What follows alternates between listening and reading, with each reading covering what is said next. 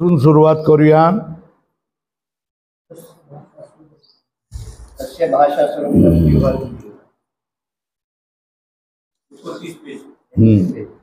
29 page. पण हे इथे झालंय का?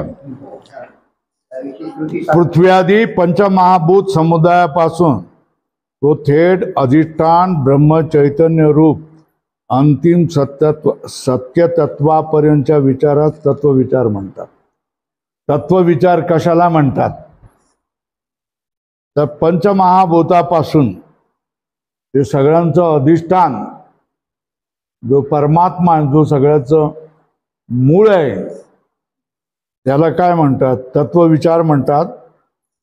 जड ईश्वरात जो भेद आहे असे वाटते त्या तत्वविचारास प्रतिबंधक आहे. जो जड आणि ईश्वर याच्यामध्ये जो भेद आहे असं आपणाला जे वाटतंय असे वाटते हाच प्रतिबंध आहे. कशाला? तत्वविचारात जड आणि ईश्वर याच्यामध्ये भेद असेल तर तत्वविचार पुढे जाणारच नाही. भेद आहेच असं जर तुम्ही ठामपणे दुराग्रहपणे म्हणाल तर मग शहाणपणा तिथेच खुंटून जातो. जिथे दुराग्रह सुरू होतो तिथे शहाणपणा खुंटून जात असतो. हे लक्षामध्ये घ्या. जड आणि ईश्वर याच्यामध्ये भेद आहे. ईश्वर ईश्वर आहे, जड जड आहे, त्याच्यामध्ये भेद नाही असं तुम्ही कसं म्हणतायत? आहेच, भेद आहेच असं जर तुम्ही म्हणाल तर पुढचा विचार संपून जातो. प्रतिबंधक आहे. पण तो भ्रम आहे त्याची उपयुक्त यौक्तिक चिंतनाने निवृत्ती करावी. युक्तीने त्याची निवृत्ती करावी व संपूर्ण चराचरात्मक जगताचे अंतिम तत्व परमात्माच आहे असा निश्चय करावा. काय करावा? जो ईश्वर आणि जड याच्यामधला जो भेद आहे हा खराखुरा भेद आहे आणि तो आहेच असे जे दुराग्रही आहेत त्यांच्या तोंडाला बंदी कोण घालू शकणार? नाही घालू शकत. पण जी माणसं परमात्म्यापर्यंत जाऊ इच्छितात, परमात्म्याची इच्छा परमात्म्याच्या साक्षात्कारासाठी निघालेली आहेत आणि त्यांच्या जीवनामध्ये तत्वाच्या साक्षात्काराला महत्व आहे, तीच माणसांनी म्हणणार आम्हाला विचारसागरात बसायचं आहे. काय तुम्ही जसं सांगाल ते आम्ही मंजूर करून घेऊ. मग आम्ही काय सांगतोय की जड आणि ईश्वरामध्ये जो तुम्ही भेद मानतायत हा भ्रम आहे. काय? जड ईश्वरामध्ये जो भेद आहे तो भ्रम आहे. त्याची युक्तीने तुम्ही काय करायचं? युक्ती करावी, चिंतन करावं, साधू संतांजवळ बसावं, तर काय तुम्हाला त्याच्यामध्ये निवृत्ती होईल संपूर्ण. आणि तुम्हाला कशाचा भास होईल, कशाचा बोध होईल? संपूर्ण चराचरात्मक जगताचे अंतिम तत्व परमात्माच आहे. म्हणजे कसं? नुसतं बोलणं वेगळं आणि अनुभवाला येणं ही गोष्ट वेगळं. अंतिम संपूर्ण चराचर अचर. चर म्हणजे चेतन, म्हणजे सगळे प्राणी, मनुष्य कोटीपर्यंत सगळे प्राणी. आणि अचर म्हणजे शिला, स्थावर पदार्थ, दगड धोंडे, पर्वत, नद्या, हे सगळे पदार्थ. ह्या सगळ्या पदार्थामध्ये एक ईश्वर तत्व भरलेला आहे असा आपणाला निश्चय करावा लागतो. आपण सगळे म्हणतोय की रोम रोमामध्ये परमेश्वर भरलेला आहे, कणकणामध्ये परमेश्वर भरलेला आहे. पण तसा आपणाला अनुभव होतो का? नसतो. तसा जर आपणाला अनुभव असेल तर माणूस चार धामला गेलो नाही म्हणून तडफडेल कशाला सांगा?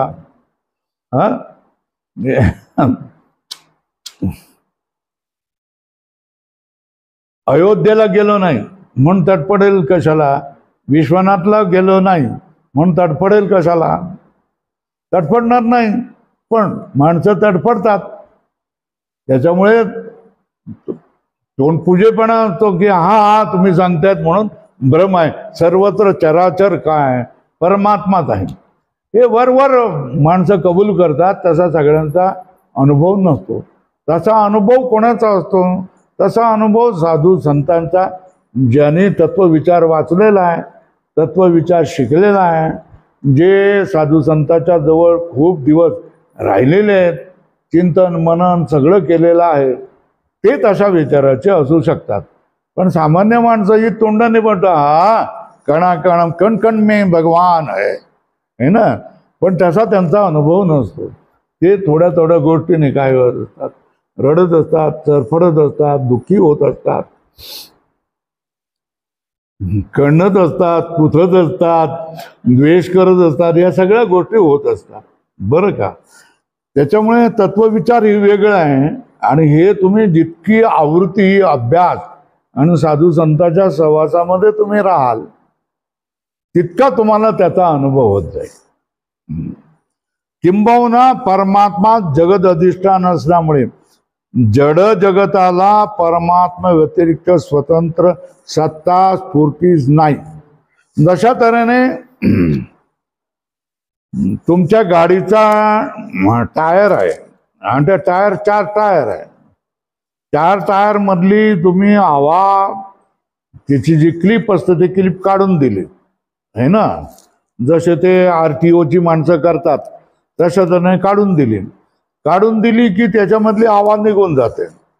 हवा निघून गेल्यानंतर तो टायर असून देखील त्याला तुम्ही टायर म्हणत असून देखील तो टायर कुचकामी आहे, तो काही करू शकत नाही. ती गाडी जागच्या जागी थांबून जाते, बरोबर आहे ना. तेव्हा टायरला अस्तित्व काय? आतमध्ये भरलेली हवा. ती हवा तुम्ही काढून घेतल्यानंतर टायरला काय असतं? अस्तित्व येत असतं. तशा तऱ्हेने ह्या पंख्याला, हा पंखा आहे म्हणजे काय आहे? म्हणजे हवा देतोय. हवा देतोय म्हणून तो विद्यमान आहे.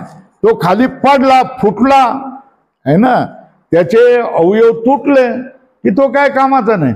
मग त्याची सत्ता गेली, त्याच्यामध्ये सत्ता नाही. तो आपण उचलतो आणि बाहेर फेकून देतो. कशावर?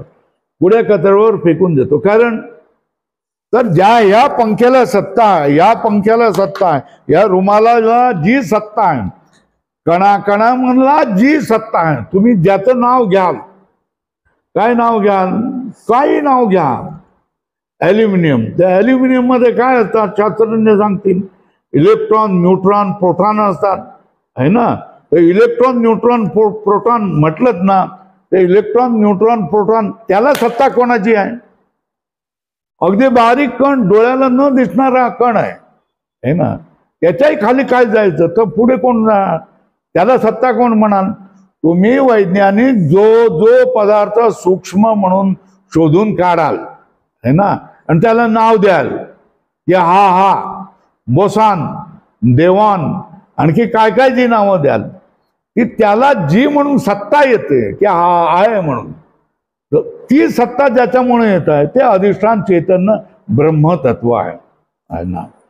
जशा तऱ्हेने संपूर्ण जगामध्ये हवा पसरलेली असते.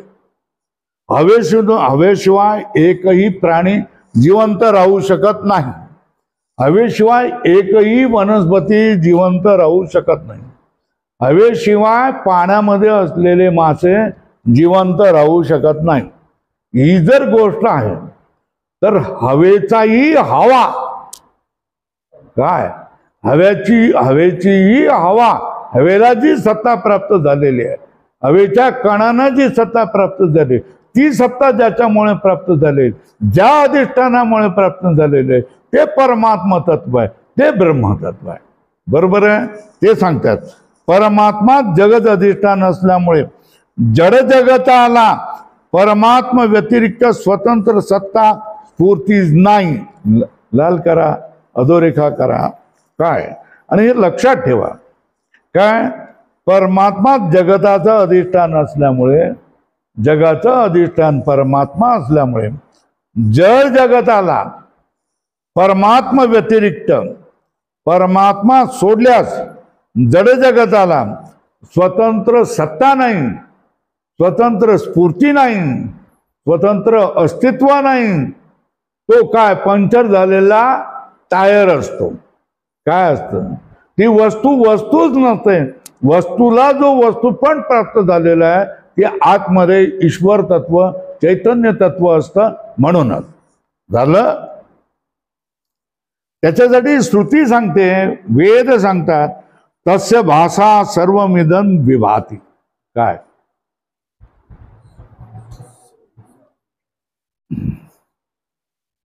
न तत्र सूर्यो भाती न चंद्र तारकम कुतो अयम अग्नी.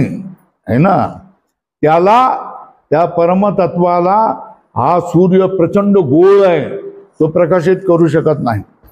जो चंद्र आहे तो प्रकाशित करू शकत नाही. ज्या तारका तुम्हाला दिसतात सगळ्या ठिकाणी रात्रीच्या वेळेला, त्या तारका त्याला प्रकाशित करू शकत नाही. तर हा चुलीमध्ये दिसणारा अग्नी किंवा शेताला आग लागली दिसणारा अग्नी, हा अग्नी त्याला काय प्रकाशित करेल? अरे या लोकांना जो काय प्रकाश प्राप्त झालेला आहे, हा सगळा प्रकाश त्या परमतत्वामुळे प्राप्त झालेला आहे.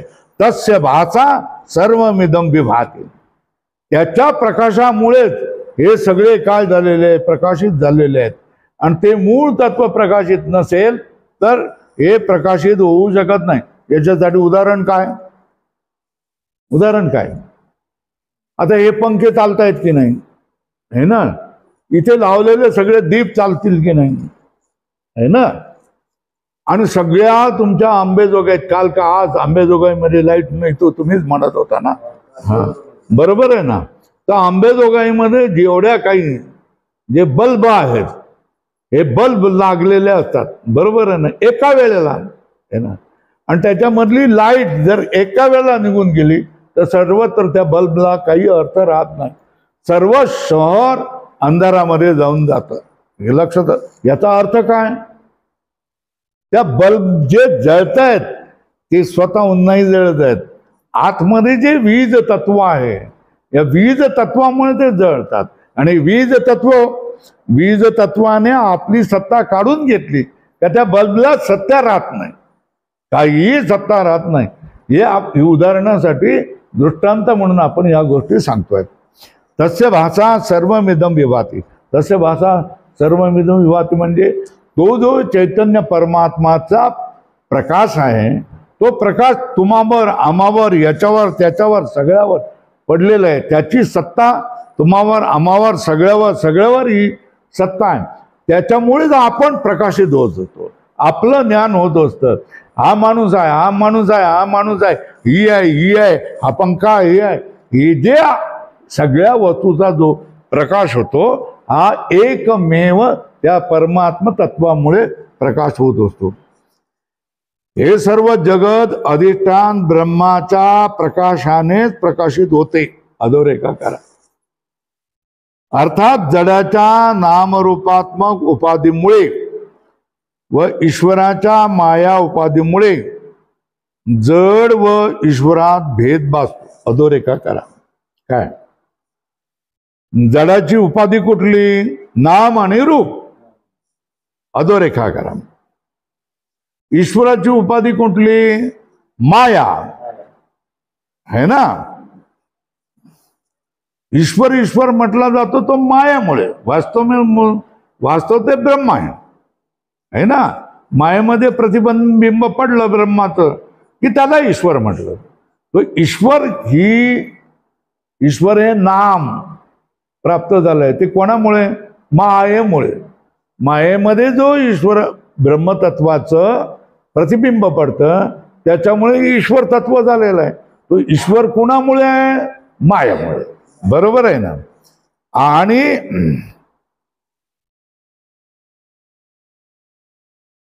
जडाच्या जी उपाधी आहे, जी जडाची उपाधी कुठली आहे? नाम आणि रूप. आहे ना. नाम रूपामुळे जड आणि माया उपाधीमुळे ईश्वर. तर जड आणि जड पदार्थ आणि ईश्वर याच्यामधला जो भेद आहे हा कशामुळे आहे? भेद उपाधीमुळे. सगळीकडे ज्या वेळेला आपण भेदाच्या गोष्टीची चर्चा करतो त्यावेळेला भेद कशामुळे भासतो? उपाधीमुळे. तर मग उपाधीमुळे कोणामध्ये भेद भासतो? जड पदार्थ आणि ईश्वर चेतन पदार्थ याच्यामध्ये भेद जो भासतो हा कशामुळे भासतो? हा, मग उपाधी सांगाव्या लागतील ना. ईश्वराची उपाधी कुठली? माया है ना. जडाची उपाधी कुठली? नाम आणि रूप. बरोबर आहे. नामरूपामुळे त्या चेतन तत्वाला काय म्हटलं जातं? जड म्हटलं जातं है ना. आणि माया उपाधी असल्यामुळे त्याच चेतन तत्वाला काय म्हटलं जातं? ईश्वर है ना. तर ईश्वर आणि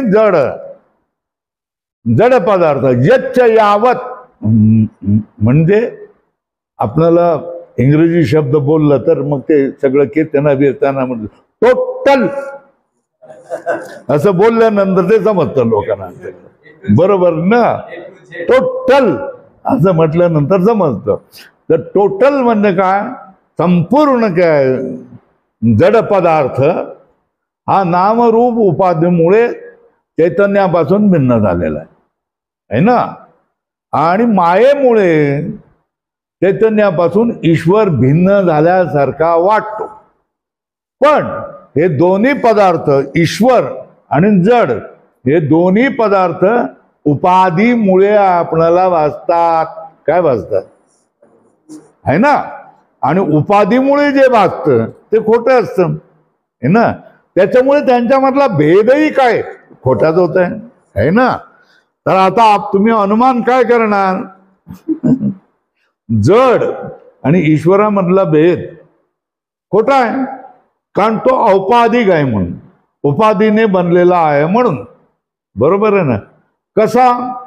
घटाकाश महाकाशासारखा उपाध्यामुळे. घटाकाश महाकाश हा भेद भासतोय पण कशामुळे? घट आणि मठ या उपाधीमुळे भासतो ना. हा उपाधिक भेद उपाधी फोडलीत का त्या ठिकाणी महाआकाशच असतं ना. तशाच तऱ्हेने ईश्वराची उपाधी काढलीत की ते चैतन्य रूपाने काय कर चमकायला लागतं. आणि जडाची उपाधी नाम रूप फेकून दिलीत की ते जड देखील काय मी ब्रह्म आहे मी ब्रह्म आहे अशा रीतीने करायला लागतं. आता त्याच्यामुळे तुम्ही सांगा ही जड आणि ईश्वरामधला भेद हा भ्रमामुळे निर्माण झालेला आहे. कशामुळे निर्माण झालेला आहे? भ्रमामुळे, उपाधीमुळे निर्माण झालेला आहे ना. दोन उपाधीकडे लक्ष गेला की मूळ अधिष्ठानाकडे आपलं दुर्लक्ष होऊन जातं. बरोबर आहे ना. मायाकडे झालं पाहायला लागलो आपला डोळा मायाकडे गेला की ते ब्रह्मचैतन्य विरल होऊन जातं आणि तिथे ईश्वर आपणाला दिसायला लागतो.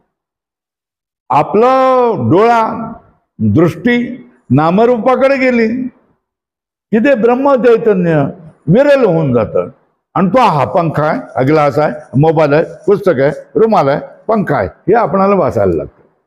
आणि ज्या वेळेला ही दृष्टी संत तुम्हाला दृष्टी द्यायला लागतात. निज रूप दाविले माझे मज है ना. माझे रूप मज दाविले डोळा जिधली प्रेम कळा ज्ञान मुद्रा ही कृतज्ञते. कृतज्ञते कोण म्हणत असतो? साधक म्हणत असतो ना. तर ती ही आपली ओळख होणं महत्वाचं आहे की मी कोण आहे ना. तुमचा देह आहे त्या देहाला नाम ठेवलेलं त्या देहाचं रूप आहे. कोणाचं पोट बारीक आहे, कोणाचं पोट मोठं आहे, कोण काळा आहे, कोण गोरा आहे. या वेगवेगळ्या उपाध्या आहेत ना. आणि त्याच्यामुळे नामही वेगवेगळी आहेत, त्याची रूपही वेगळं आहे, त्याच्यामुळे ते वेगवेगळे झालेले. पण त्याच्यामध्ये त्याच्या हृदयामध्ये असणारं जे तत्व चैतन्य आहे हे किती आहे? हे तत्व चैतन्याचं जे स्फुरण होत आहे तोच तो आहे आणि तोच सगळे आहेत आणि तोच याचे यावत पदार्थ आहेत. याचा काय उपयोग आहे? व्यवहारात तर भेदाचा उपयोग आहे ना. हे पंखा घेतला तर आपण हाताने घालू शकतो आणि हा पंखा घेतला तर हातपंख्याची जरूर नाही. आपली हवा चालत राहतो जोपर्यंत चार्जिंग आहे तोपर्यंत, आहे ना. या ग्लास आहे, पाणी धरायला उपयोगी आहे. नाही तर इथं कुठे पाणी राहणार. या पाणी धरलंय तर आता तोंड कोरडं झालंय तर पाणी पिऊन आपण तोंडाला ओलं करू शकतो ना. तर हे सगळं व्यवहार कधी होईल?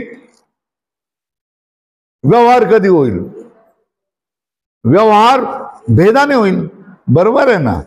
व्यवहार भेदानेच होईल. नामरूपानेच व्यवहार होतो. लक्षात येते का?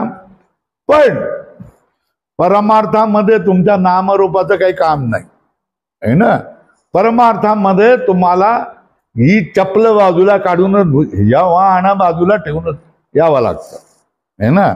नामरूप बाजूला ठेवा, माया बाजूला ठेवा, मग तुमच्यामध्ये काय, तुमच्यामध्ये स्फुरण होणारं जे ब्रह्मचैतन्य आहे, हे ब्रह्मचैतन्य तुम्हाला स्फुरण होत जाईल, त्याचं ज्ञान होऊन जाईल, त्याचा तुम्हाला फायदा होत जाईल. भेद तशा तऱ्हेने काय व्यवहारामध्ये उपयोगी आहे, है ना. तशा तऱ्हेने अभेद देखील व्यावहारिकच आहे, व्यवहारामध्ये उपयोगी पडणार आहे. अभेद जर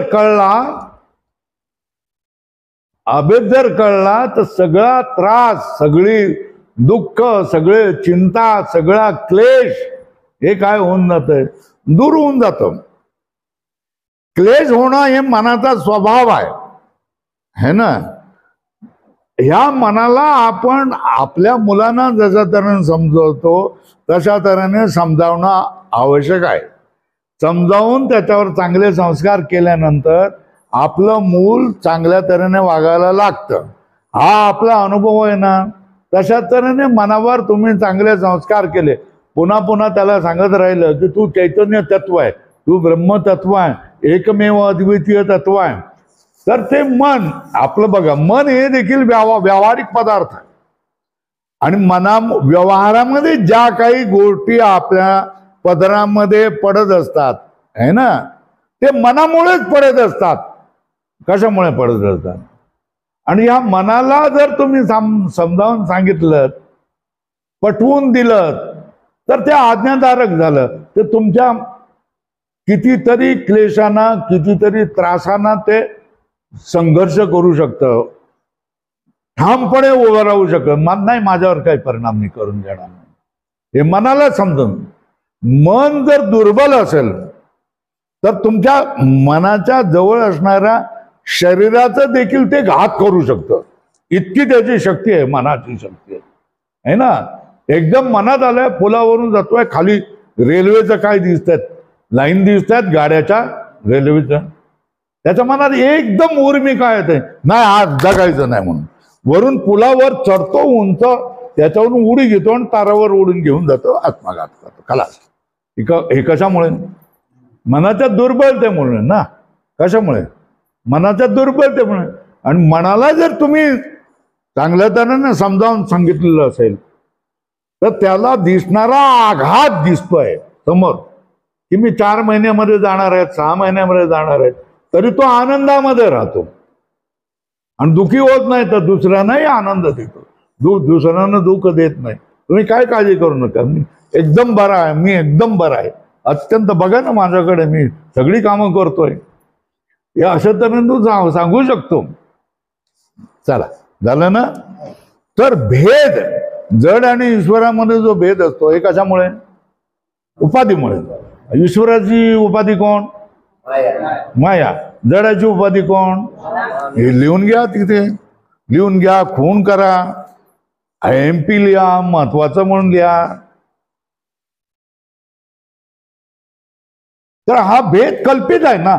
औपाधिक आहे, जे औपाधिक ते कल्पित असतं, तो कल्पित आहे.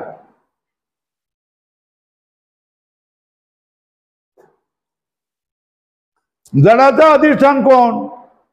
जड कशावर उभं राहिलेलं आहे? चैतन्य तत्वावर ना. तर जडाचं अधिष्ठान कोण? चैतन्य. चला, ईश्वराचं अधिष्ठान कोण? चैतन्य. बरोबर आहे ना. जडाचं अधिष्ठान कोण?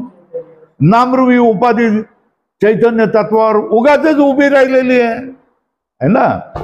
आणि माया रूप उपाधी ही ब्रह्मतत्व चैतन्यावर उगाच उभी राहिलेली आहे ना. जे उगाच झालेलं आहे त्याला आपण बाहेर काढतो की नाही, आणि जे महत्वाचं आहे त्याला सांगतो बस थांब, असं करतो. व्यवहारात देखील आपण करतो की. तर जे उगा कोण आहे? उपाधी है ना. आणि खरं कोण आहे? अधिष्ठान. जडाचं अधिष्ठान कोण? चैतन्य. ईश्वराचं अधिष्ठान कोण? चैतन्य. मग चैतन्याची एकजूट व्हायला काय हरकत आहे? तू बी चैतन्य, मी बी चैतन्य, चला आपण एकजूट करूया, होय ना. असं होतं ना, कळतं ना.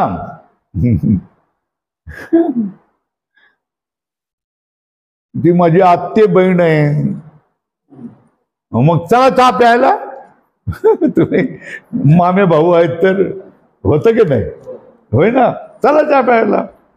तिकडे पण माझे आहेत, तिकडे पण माझे आहेत, तिकडे पण माझे आहेत. सगळीकडे काय दिसायला लागले? आपले सोयरे दिसायला लागतात की नाही. आपण सगळे कोण आहे?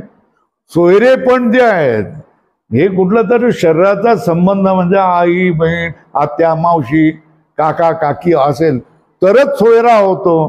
किंवा नवीन लग्न जुळलं आणि जावई झाले, व्याही झाले, विहीण झाली तरच सोयरे होतात असं नव्हे. तर आपण सगळे सोयरे आहेत, कारण आपली सगळ्यांची नाळ त्या परमेश्वर चैतन्य तत्वाजवळ जुळलेली आहे.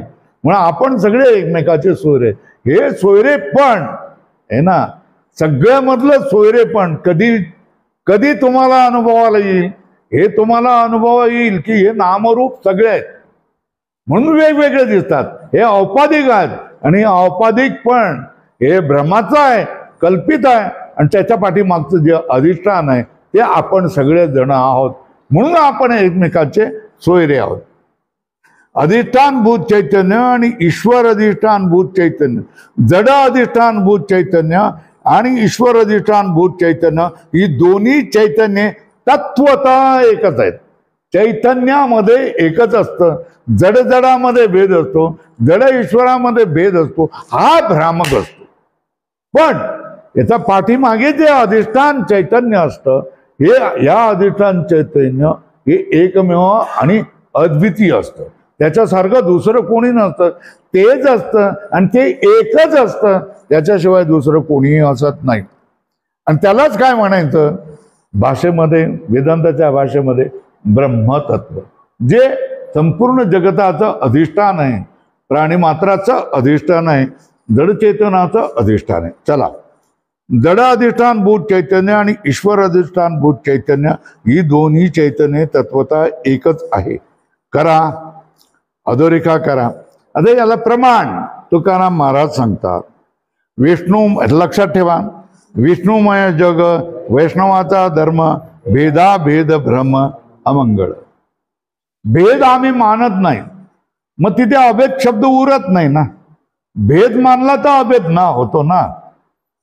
जिथे भेद नाही तिथे अभेद होतो ना. भेदच आम्ही मानत नाही तर अभेद शब्द आम्हाला आमच्या कोशामध्ये नाही आहे. आमच्यामध्ये अभेद शब्द नावाची गोष्टच नाही आहे, कारण भेदच आम्ही मागत नाही. का मागत नाही? तू विष्णुमय जग, वैष्णवाचा धर्म. वैष्णवाचा धर्म काय? विष्णुमय जग. पण हे किती लोकांना पटलेलं आहे? नाही तर मारामाऱ्यानं झाल्या नसतं ना. काय झाल्या नसतं? कोणामध्ये? कीर्तनकारामध्ये मारामाऱ्या झाल्या नसतं. जे झालेल्याच्या आपण साक्षीभूत असतो. आपण साधे भक्त असतो सगळ्यांचे, है ना, कीर्तनकारांचे. आणि त्यांच्यामध्ये काय मारामाऱ्या चालत असतात, काय द्वेष चालत असतो, हा आपल्यापर्यंत माहीत असतो. बरोबर आहे ना. ज्यांना हे कळलेलं नसतं ते बोलू शकत नाही ना. विष्णुमय जग, वैष्णवाचा धर्म, भेदाभेद भ्रम अमंगळ हे बोलू शकत नाही. भेद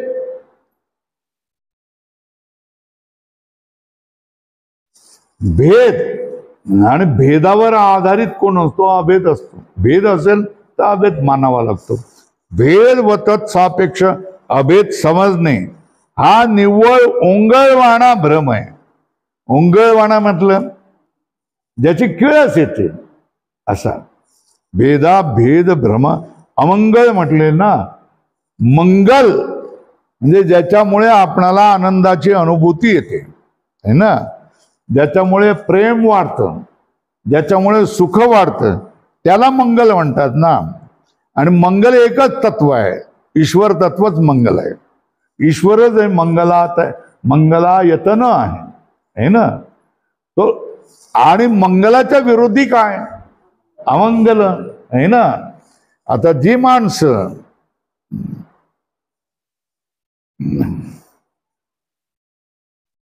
तुम्ही जर हिंसा आवडत नसेल तुम्हाला तर तुम्ही कसाई खाण्याच्या जवळून जाऊ शकत नाही. जी अहिंसक माणसं आहेत ही कसाई खाण्याच्या जवळून जाऊ शकत नाही. तिथे किती घाण असते, किती काय असतं बघू शकत नाही आपण. हे किळसवाणं वाटत असतं की नाही सांगा? काय वाटत असतं? किळसवाणं असं असतं. एखादा जो वारकरी असतो, हा वारकरी शुचिरभूत होत असतो, पवित्र गंध लावत असतो. त्याची पत्नी तुळशीजवळ रांगोळी काढत असते, है ना. तिथं रांगोळी दिसत, रंगायतन म्हटलेलं आहे त्या ठिकाणी.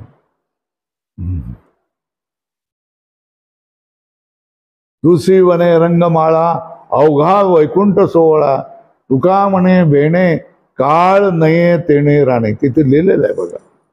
तर त्याच्या घरामध्ये तुळशीच्या समोर ती बाई काय करते? रंगमाळा करते. त्याची आई आहे ही घरामध्ये रामकृष्ण हरी रामकृष्ण हरी जप करत असते. त्याचा वडील आहे तो सकाळी बसून काय करत असतो? ज्ञानेश्वरीच्या 20, 25, 50 ओव्या वाचत असतो. तर हे कसं आहे? मंगलमय जीवन आहे ना. पण सकाळीच उठून काय केलंय? तो दारू ढोसून आलेला आहे आणि तिथे मारपीट करतोय आणि ती पोरं ओ करून रडतायत, ती बायको कलकलाट करते. आता हे कसं वाटतंय तुम्ही मला सांगा? हे ओंगल वाटतंय ना. हे जीवन कसं आहे? ओंगल जीवन आहे. आणि ते जीवन कसं आहे? मंगल. मंगल आणि ओंगळ याच्यामधला तुम्हाला फरक सांगण्यासाठी हे सांगितलं आहे. तर ते सांगतात हा निव्वळ ओंगळवाणा भ्रम असून संपूर्ण विश्व हे विष्णू स्वरूप आहे असे जाणणे आज वैष्णवाचा असाधारण धर्म, अर्थात हेच वैष्णवाचे लक्षण होय. याविषयी श्रीमद भगवत गीता सांगते. काय? कीर्तनकाराने आणि सच्च्या वारकऱ्याने काय मानलं पाहिजे? विष्णुमय जगत कसं आहे? विष्णुमय आहे, मतलब चैतन्य तत्वाने भरलेलं आहे असंच मानलं पाहिजे. पण ते जर असं मानलं तर तुम्हाला तुमच्या अंतःकरणामध्ये द्वेष राहणार नाही. आणि ते जर तुम्ही मानलं नाहीत आहे ना तर तुमच्यामध्ये भांडणं कलह या सगळ्या गोष्टी होतच राहणार. लोक सांगतात यो लोकत्रय माविष्य बिभर्त्यव्यय ईश्वर. याच्यामध्ये सांगतेत भगवद्गीता सांगते यो लोकत्रयमाविष्य बिभर्ती अव्यय ईश्वर. तिन्ही लोकांमध्ये प्रवेश करून भरून व्याप्त होऊन अव्यय ईश्वर ज्या जगाची धारणा करत असतो, जगाला धरून ठेवत असतं, जगाचा इस्कोट करत नाही, जगाची धारणा करत असतं, जगाचं पालन पोषण करत असतं, जगाचा समन्वय करत असतो. कोण? ईश्वर. कसा? या तिन्ही लोकांमध्ये प्रवेश करून लोकत्रय आविष्य बिभर्ती अव्यय ईश्वर. जो अव्यय ईश्वर आहे या तिन्ही लोकांमध्ये प्रवेश करून या तिन्ही लोकांना काय करत असतं? धारणा करत असतं, भरण पोषण करत असतं. अखिल विश्वाला अंतर्बाह्य ईश्वर, अखिल विश्वाला अंतर्बाह्य रूपाने ईश्वरच धारण करतो. याविषयी श्रुती सांगते व्यक्ता व्यक्त भरते विश्व मीशः. व्यक्त और अव्यक्त हे संपूर्ण जगत. व्यक्त म्हणजे पंचमहाभूत, अव्यक्त म्हणजे त्याच्या पाठीमागे असणारी अहंकार, बुद्धी, प्रकृती, हे याला काय म्हणतात? अव्यक्त म्हणतात. व्यक्त अव्यक्त भरते विश्वम ईशः. ईश मतलब ईश्वर. ईश्वर संपूर्ण चराचर जगताचं काय करते? धारणा करत असतो, भरण पोषण करत असतो. ईश्वर सांगतात, त्याचा अर्थ करतात, ईश्वर व्यक्त आणि अव्यक्त रूपात्मक सर्व विश्वाला काय करत असतो? सत्ता देत असतो, अस्तित्व देत असतो, स्फूर्ती देत असतं, त्याचं ज्ञान होत असतं करून तद्वारा धारण पोषण करतो. किंवा जननोये अवघा हा जनार्दन. आणखी एक प्रमाण सांगितलं, हे लोक जन नाही आहेत. मी यांना बाहेरून मला जन दिसत आहेत, पण मी यांना जन नाही मानत. हा काय अवघा जनार्दन. जनार्दन म्हणजे परमात्मा आहे.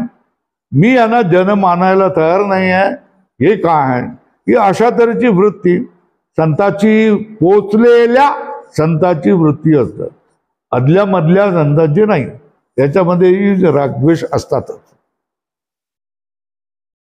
जननोये अवघा हा जनार्दन इत्यादी संत वचनावरूनही आणि उपयुक्त युक्तीने. उपयुक्त युक्ती काय? युक्ती काय सांगितली?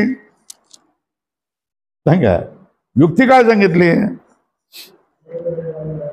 युक्ती काय सांगितली? ईश्वराची उपाधी माया आहे ना. जडाची उपाधी नामरूप. तर जड कशाने बनलेला आहे? नामरूपाने आहे ना. ईश्वर कशाने बनलेला आहे? मायाने बनलेला आहे. त्यांचं अधिष्ठान कोण?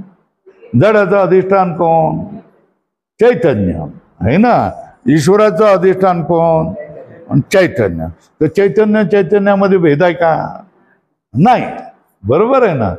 सगळं जडाचंही अधिष्ठान कोण? चैतन्य. ईश्वराचं अधिष्ठान कोण? चैतन्य. जर गोष्ट अशा तऱ्हेच आहे, तुम्ही चोरी करण्यासाठी मुसलमानांचा हिजाब पेरलं म्हणजे बुरखा घालून आल्यात है ना, आणि गाडीमध्ये बसल्यात, तर तो हिजाब थोडासा वाऱ्याने इकडे तिकडे हलणारच की नाही. एका मुलाने बघितलं, तो खटाळ होता, बघितलं आणि त्याच्यामध्ये त्याला दिसलं, अरे याला मिशा आहे, ही बाई मिशीवाली कशी.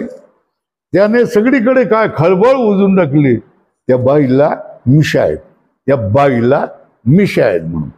आता त्याने लपवण्याचा बुरखा घालून किती प्रयत्न केला, तर त्या मुलाने सगळ्या गाडीला जागवलं की त्याला मिशा आहेत म्हणून. एक माणसाने काय केली, तक्रार जाऊन पोलिसात रेल्वे स्टेशन आल्यानंतर केलं. पोलीस आले आणि बघतात तो खरोखर चोर होता तो, आहे ना. तर तुम्ही बाहेरून जे रूप दिसतंय का ईश्वर, बाहेरून दिसतंय का जड पंखा हे सगळं आहे ना. पण या दोन प्रकारचे लोक असतात की जे बाहेरच्यावर बोलणारे लोक असतात आहे ना, आणि आतल्याकडे दुर्लक्ष करणारे लोक असतात. आणि दुसरा माणूस असतो तो बाहेरल्यावर जास्त विसंबून राहत नाही, आतमध्ये घुसतो आणि आत काय हे बघतो है ना. आता याच्यावर तुम्हाला आणखी उदाहरणं सांगतो तुम्हाला. सोयरीक ज्या वेळेला होते त्यावेळेला, सोयरिकीच्या वेळेला सगळेजण आपलं आपलं महत्व सांगणार ना. का आमचा माणूस काय आहे, BSc आहे, BA आहे, मग त्याला कुठे काय तिकडे पुण्याला नोकरी लागलेली आहे, मग जमीन किती आहे, 20-25 एकर आहे जमीन आहे, आणि मग त्या ठिकाणी आमचा आंबेजोगाईला प्लॉट आहे, आणि तिकडे पुण्याला आमच्या मुलाने घर बांधलेलं आहे वगैरे. हे वरवरचा आहे ना.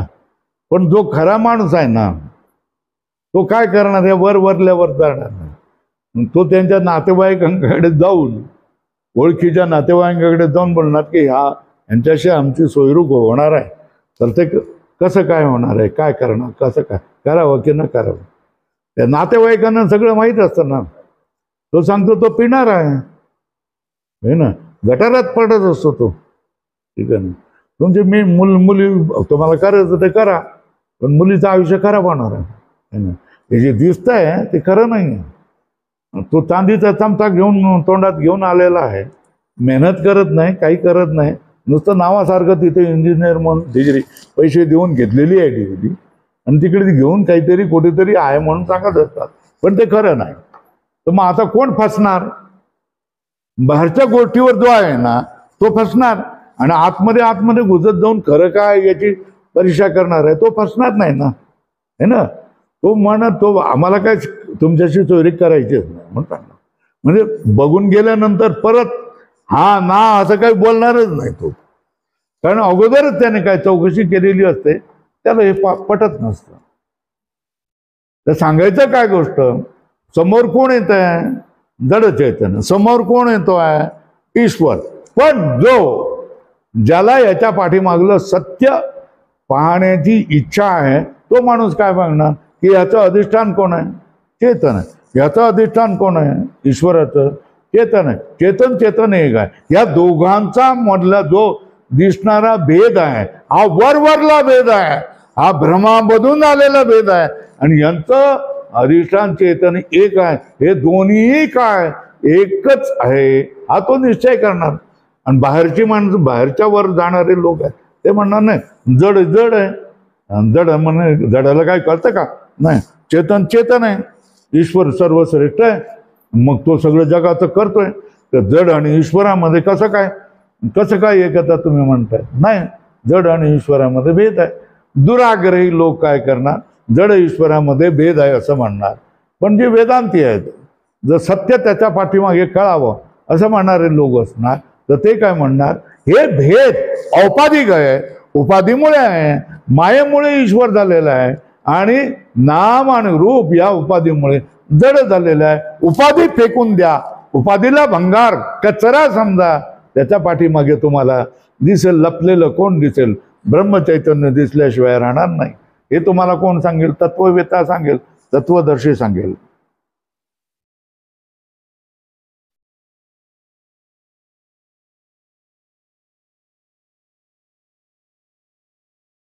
जड व ईश्वर यातील भेद कल्पित असल्यामुळे संपूर्ण विश्व अधिष्ठान ब्रह्मरूप आहे असे मनन करावे, किंवा अधिष्ठान रज्जू आणि अद्यचं सर्प यातील भेद कल्पित आहे, तसाच अधिष्ठान चैतन्य आणि ईश्वर व अद्यचं त्रिगुणात्मक जगत यांचा भेदही कल्पित आहे.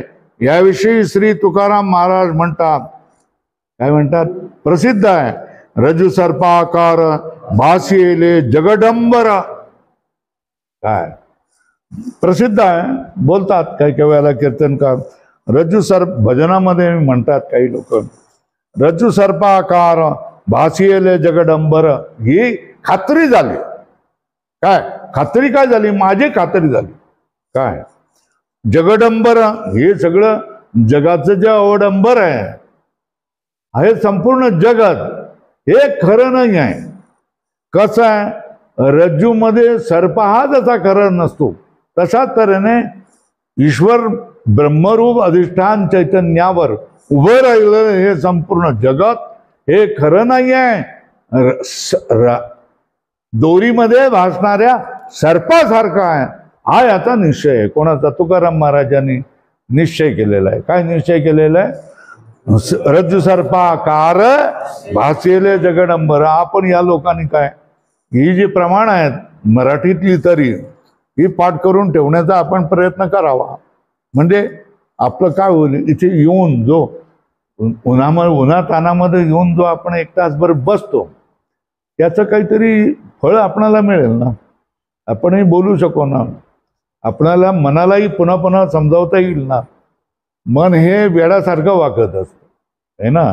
नको त्या गोष्टी नको त्या वेळेला करत असतं, आणि नको त्या आपत्तीमध्ये आपणाला ढकलत असतं, आहे ना.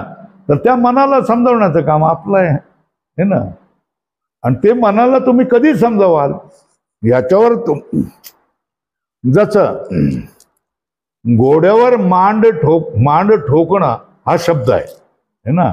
घोड्यावर ज्याला मांड ठोकता येतं म्हणजे घोड्यावर रिकिबीमध्ये पाय ठेवून मजबूत बसता येतं आणि हे लगाम धरता येतं, तोच घोड्याला कंट्रोल करून ठेवू शकतो आणि जाऊ शकतो, इष्ट जागी जाऊ शकतो.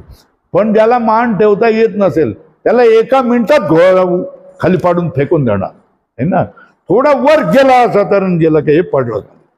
तर घोड्यावर मान बसणं ही महत्वाची असते. घोड्याला कळतं की हा माणूस पक्का आहे का कच्चा आहे, है ना. आणि कच्च्याला ते उडून फेकून देतो, है ना. आणि पक्का आहे तर तो जसं सांगेल तिकडे जाईल म्हणून सांगेल, लगाम जसा त्यानं फिरवेल त्याप्रमाणे तो जातो.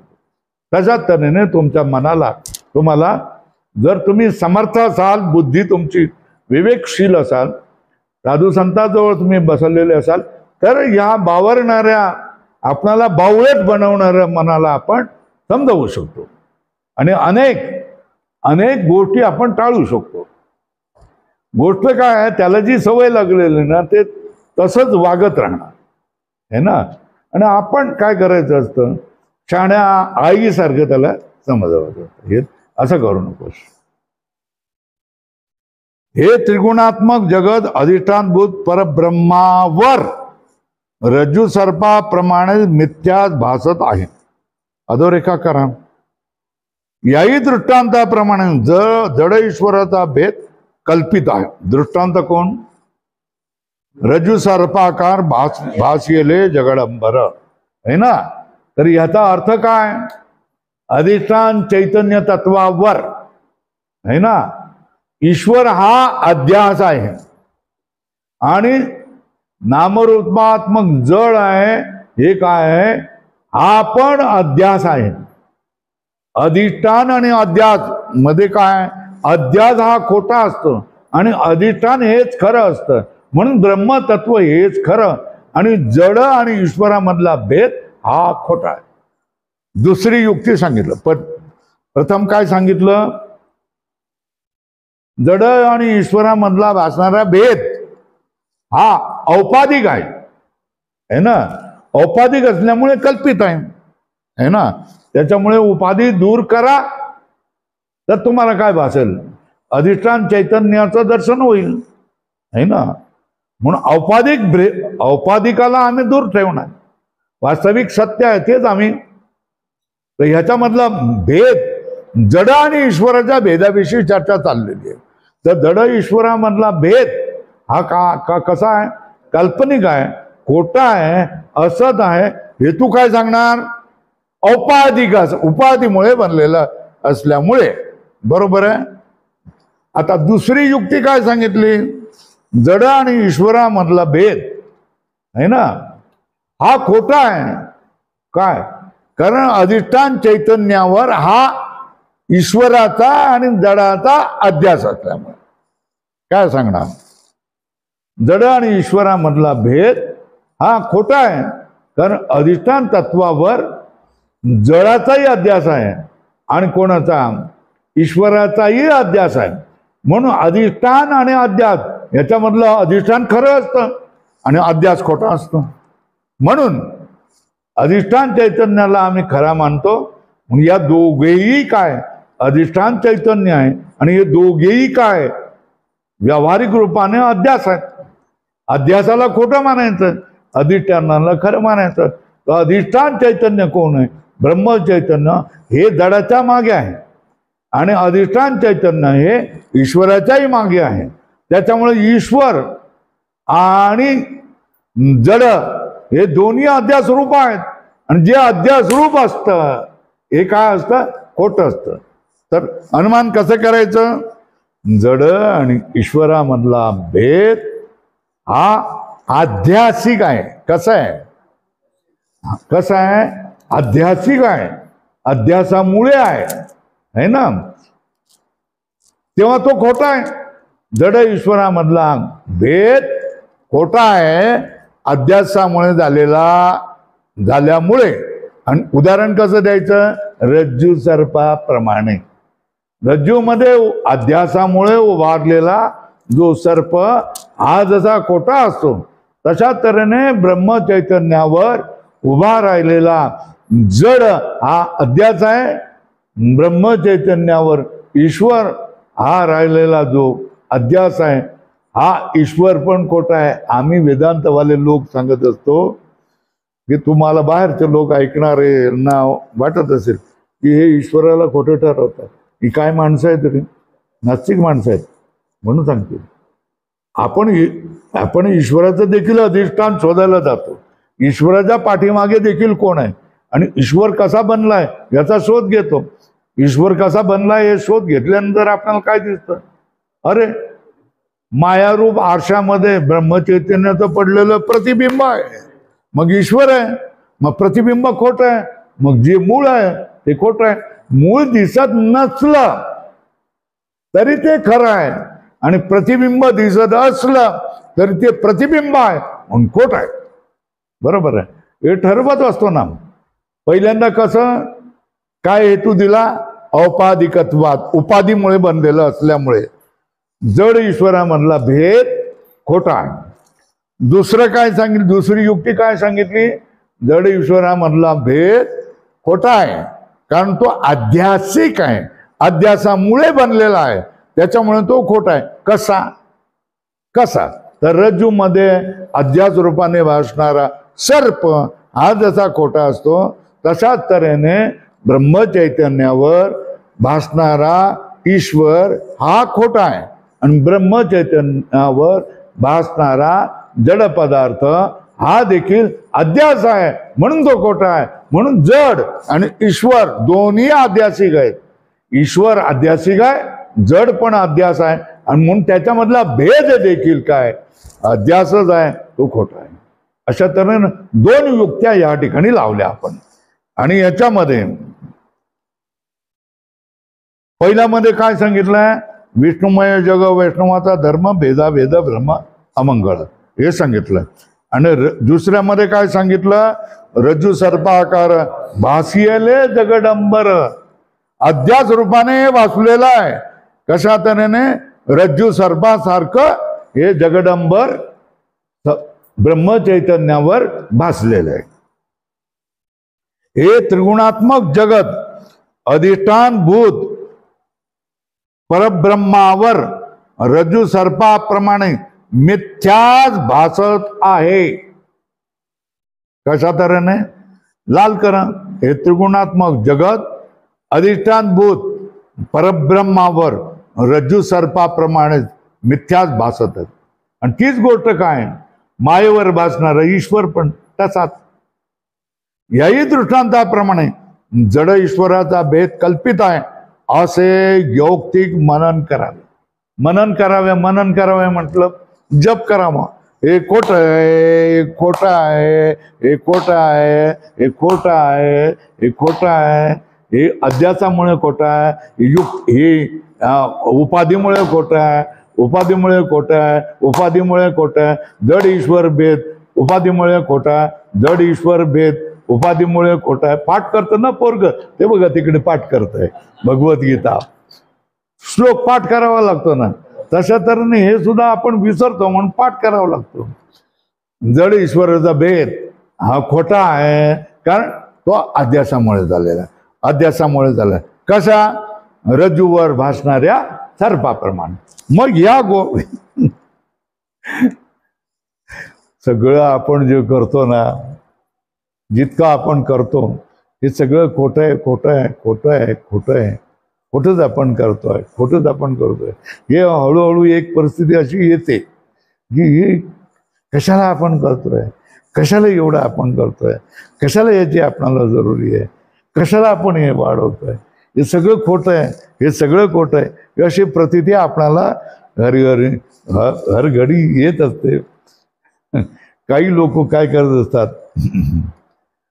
लोकांच्या उद्धारासाठी करत असतात, काही लोक पैशासाठी करत असतात, काही लोक मानसन्मानासाठी. एवढं 10 कोटीचं देऊळ आम्ही बांधलं, मानसन्मानासाठी करत असतात की नाही करत? कोणी मौज मजा पण करत असतात. वेगवेगळे उद्देश असतात. पण करत असतात. पण हे सगळं खोटं समजून करणारे लोक हे ना, सगळे लोक खरं समजूनच काय करत असतात. खरंच समजलं का राग, द्वेष, मद, मत्सर, ईर्षा, द्वेष या सगळ्या गोष्टी, क्रोध या सगळ्या गोष्टी येणारच खरं समजून केलं की. खोटं समजून गेलं तर जाऊ देत, काय करायचं. आपल्या बापाचं काय थोडंच आहे का, नाही आहे, चला झालं गेलं, काय करायचंय. अशा तऱ्हेने माणूस काय करतो, सोडून देत असतो. ही मनाला सवय लावावी लागते. पुढे बघा, झालं ना, मनन करावं. मनन करावं म्हणजे काय, पाठ करावं. बरोबर आहे ना. कसं पाठ करावं. जड ईश्वराचा भेद खोटा आहे, कारण उपाधीमुळे बनलेला आहे. जड ईश्वराचा भेद खोटा आहे, कारण तो अध्यास आहे म्हणून, है ना. जड ईश्वराचा भेद खोटा आहे, कारण उपाधीमुळे बनलेला आहे. जड ईश्वराचा भेद खोटा आहे, कारण तो अध्यास आहे, ब्रह्मचैतन्यावर उभा राहिलेला अध्यास आहे. याला काय म्हणतात, मनन म्हणतात. झालं, मनन करावे. आता काय राहिलेलं आहे, आता काय राहिलेलं आहे, मग आता काय राहिलेलं आहे. 3 भेद झाले, 4था भेद सांगतात. जड जडाचा भेद काय. जड जडाच्या भेदाला आपण काय करूया, जाऊया. हा भेद भ्रमही. जड जडाचा भेद,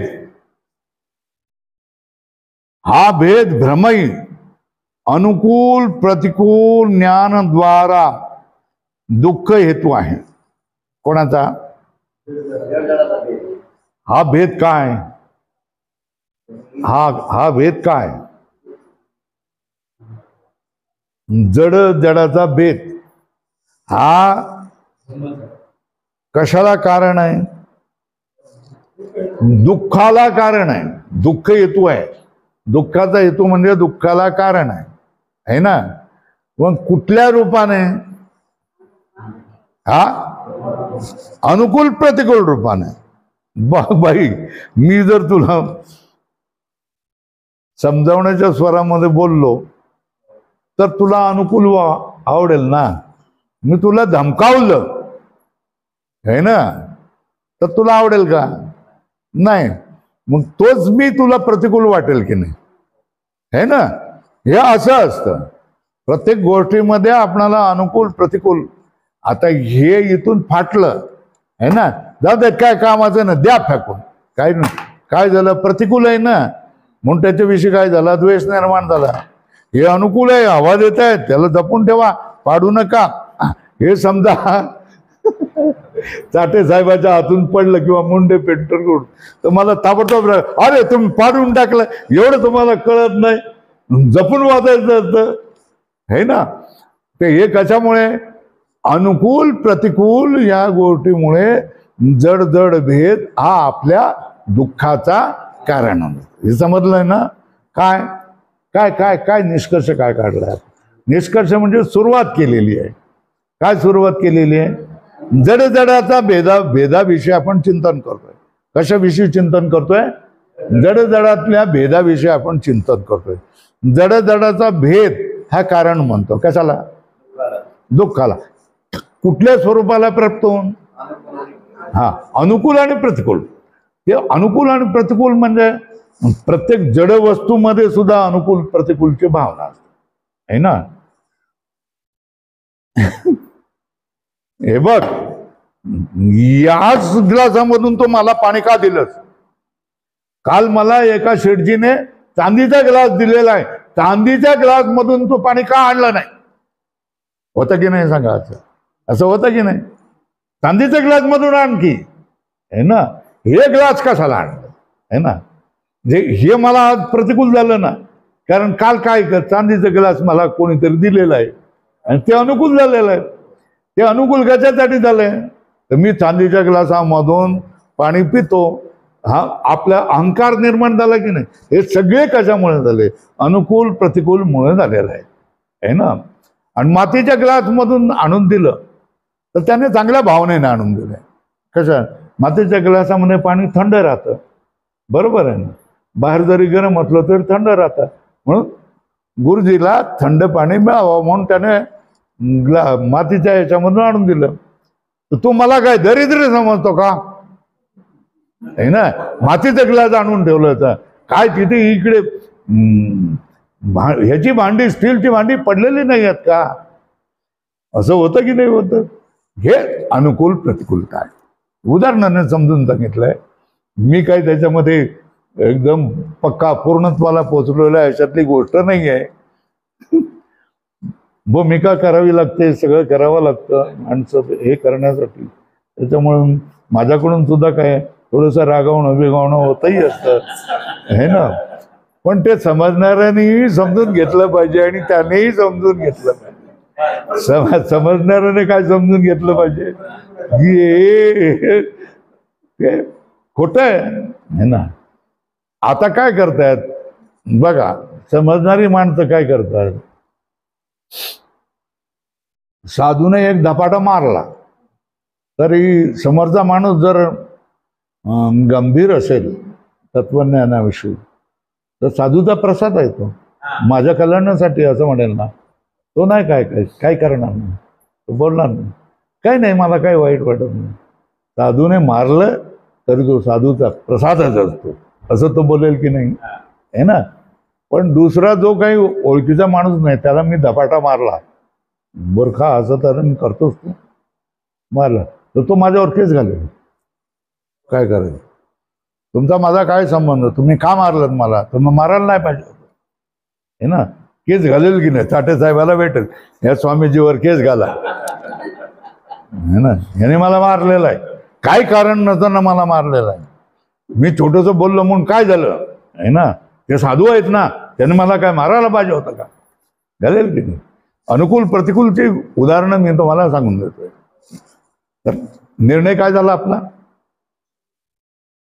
जड आणि जडामधला भेद आपल्या दुःखाचा कारण होतो की ते एखादं जड अनुकूल बनतं आपल्यासाठी, एखादं जड आपल्याला काय प्रतिकूल बनतंय. तो जडामधला भेद हे अनुकूल आहे, हे प्रतिकूल आहे. अशा तऱ्हेने हे दुःखाचं आपल्याला कारण बनत असतं. अनुकूल प्रतिकूल ज्ञानाद्वारा दुःख येतोय. सर्व जड पदार्थही दिसतात तसे सत्यच आहे असा निश्चय करून काही पदार्थाविषयी अनुकूल सुख साधनतेची बुद्धी, तर काही पदार्थाविषयी प्रतिकूल दुःख साधनतेची. अनुकूल म्हणजे काय, अनुकूल म्हणजे अनुकूलता म्हणजे काय, अनुकूल हे म्हणजे काय, सुख साधनता ची बुद्धी. काय, सुख साधनतेची बुद्धी होणं त्या पदार्थाविषयी, हे माझं सुखाचं साधन आहे ना, म्हणजे हे मला अनुकूल आहे. आणि सर्प तुमच्या समोर आणून सोडला तर तो प्रतिकूल आहे, नाही मरल आहे ते माझ्यासाठी, हे काय आहे ना. पण तो गारुडी असतो ना, गारुडी साप खेळवणारा आहे ना, मदारी बरोबर, तो मदारी असतो ना, तर मदारीने सबंध दिवसभर आहे ना त्या सापाला खेळवलं आणि रात्रीच्या वेळेला ती सापाची टोपली ह्याच्या खाली घेऊन झोपला, है ना, झोपला. रात्रीच्या वेळेला कुशीला इकडे तिकडे पलटला तर त्याचं ढाकण उघड झाल्यानंतर सर्पाला बीड दिसलं, तो त्याच्यातून बाहेर निघून गेला. सकाळी आता तो मदारी उठला, काय बोलवलं सांगा बरं, काय करेल, तो ओरडायला लागेल ना, माझा साप कुठे, माझा साप कुठे, माझा साप कुठे, माझा साप कुठे, माझा साप कुठे. अरे ते माझं जीवन होतं, रोज माझं काय करत होतो, 200 रुपये कमवत होतो त्याच्यावर. तो ज्या सापाला तुम्ही घाबरलेत ना, त्या सापाचा त्या मदाऱ्यासाठी काय जीवन आहे, कमाईचा धंदा आहे, आणि ते त्याला अनुकूल होतं ना. ज्याला तुम्ही घाबरलात आणि फेकून दिलं आहे ना, तो हरवलं म्हणून काय करतोय, रडतोय, ओरडतोय, माझा गरीबाचा एवढा होता, हो कोणी टाकला, काय केला, कोणी नेला, कुठे गेला, सब शोधलं. साप थोडाच मिळतो, एकदा सुटला तर नाही मिळत. अनुकूल प्रतिकूल सांगितलं. जो साप तुम्हाला प्रतिकूल आहे तोच साप तुम्हाला काय असतो. पण स्वतः अनुकूल प्रतिकूल नाहीये. मग ही बुद्धी कुठे आहे? ही तुमच्या हृदयामध्ये बुद्धी आहे. हे लक्षात येते का? तुमच्या मनाने विचार केला की हा साप चावला मला तर माझं मरण आहे, म्हणून त्याच्याविषयी द्वेष बुद्धी झाली. कोण मनाने निर्णय केला आहे ना. आणि सापाला खेळणं सोपं आहे, तो खेळतोय, त्याच्यामुळे पैसे मिळत आहेत. तर त्याच्यावर तो काय करतोय? तो साप गमावल्यानंतर तो ऑक्सोबॉक्सी रडतोय आहे ना, विवळतोय. कितीतरी त्याने शोक केला, आता मी जगू कसा, काय करू, दुसरा साप मिळेपर्यंत किती दिवस जातील, काय जातील. असं अनुकूल प्रतिकूल गोष्ट समजते. पुढे बघा, अनुकूलतेचा अर्थ काय केला? म्हणजे व्याख्या काय? सुख साधन बुद्धी कुठे असते? ती मनामध्ये. अनुकूलताचा अर्थ काय झाला?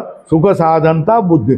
जशा तऱ्हेने वकील साहेब तुम्ही कोर्टामध्ये एक एक शब्दाचा कीस काढताना, डेफिनेशन सांगता, याचा अर्थ काय, याची मर्यादा काय, हे करताना, तशा तऱ्हेने वेदांतामध्ये सुद्धा. आता प्रतिकूलता म्हणजे काय?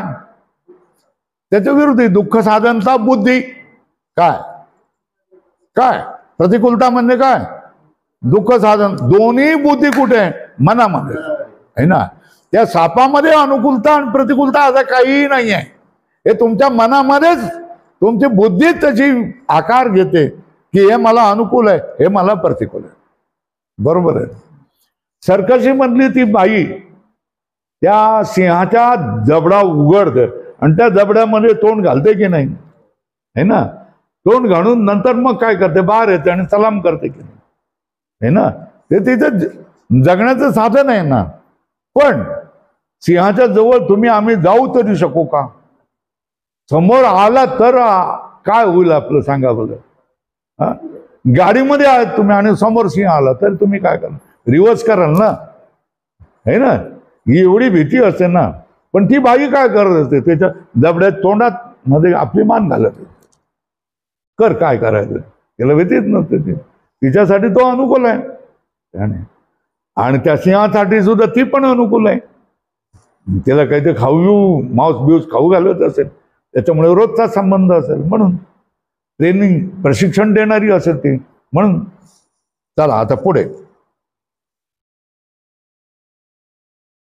निर्णय झाला का? अनुकूलता म्हणजे काय? सुख साधनता बुद्धी. प्रतिकूलता म्हणजे काय? दुःख साधनता बुद्धी. या जड पदार्थाच्या सत्यत्व निश्चयामुळे उत्पन्न होणारी सुखेच्छा तीव्र स्वरूपाची असते. परिणामी दुराशा व दुःखच पदरी पडते. असा अनुभव लिहा, अधोरेखा करा.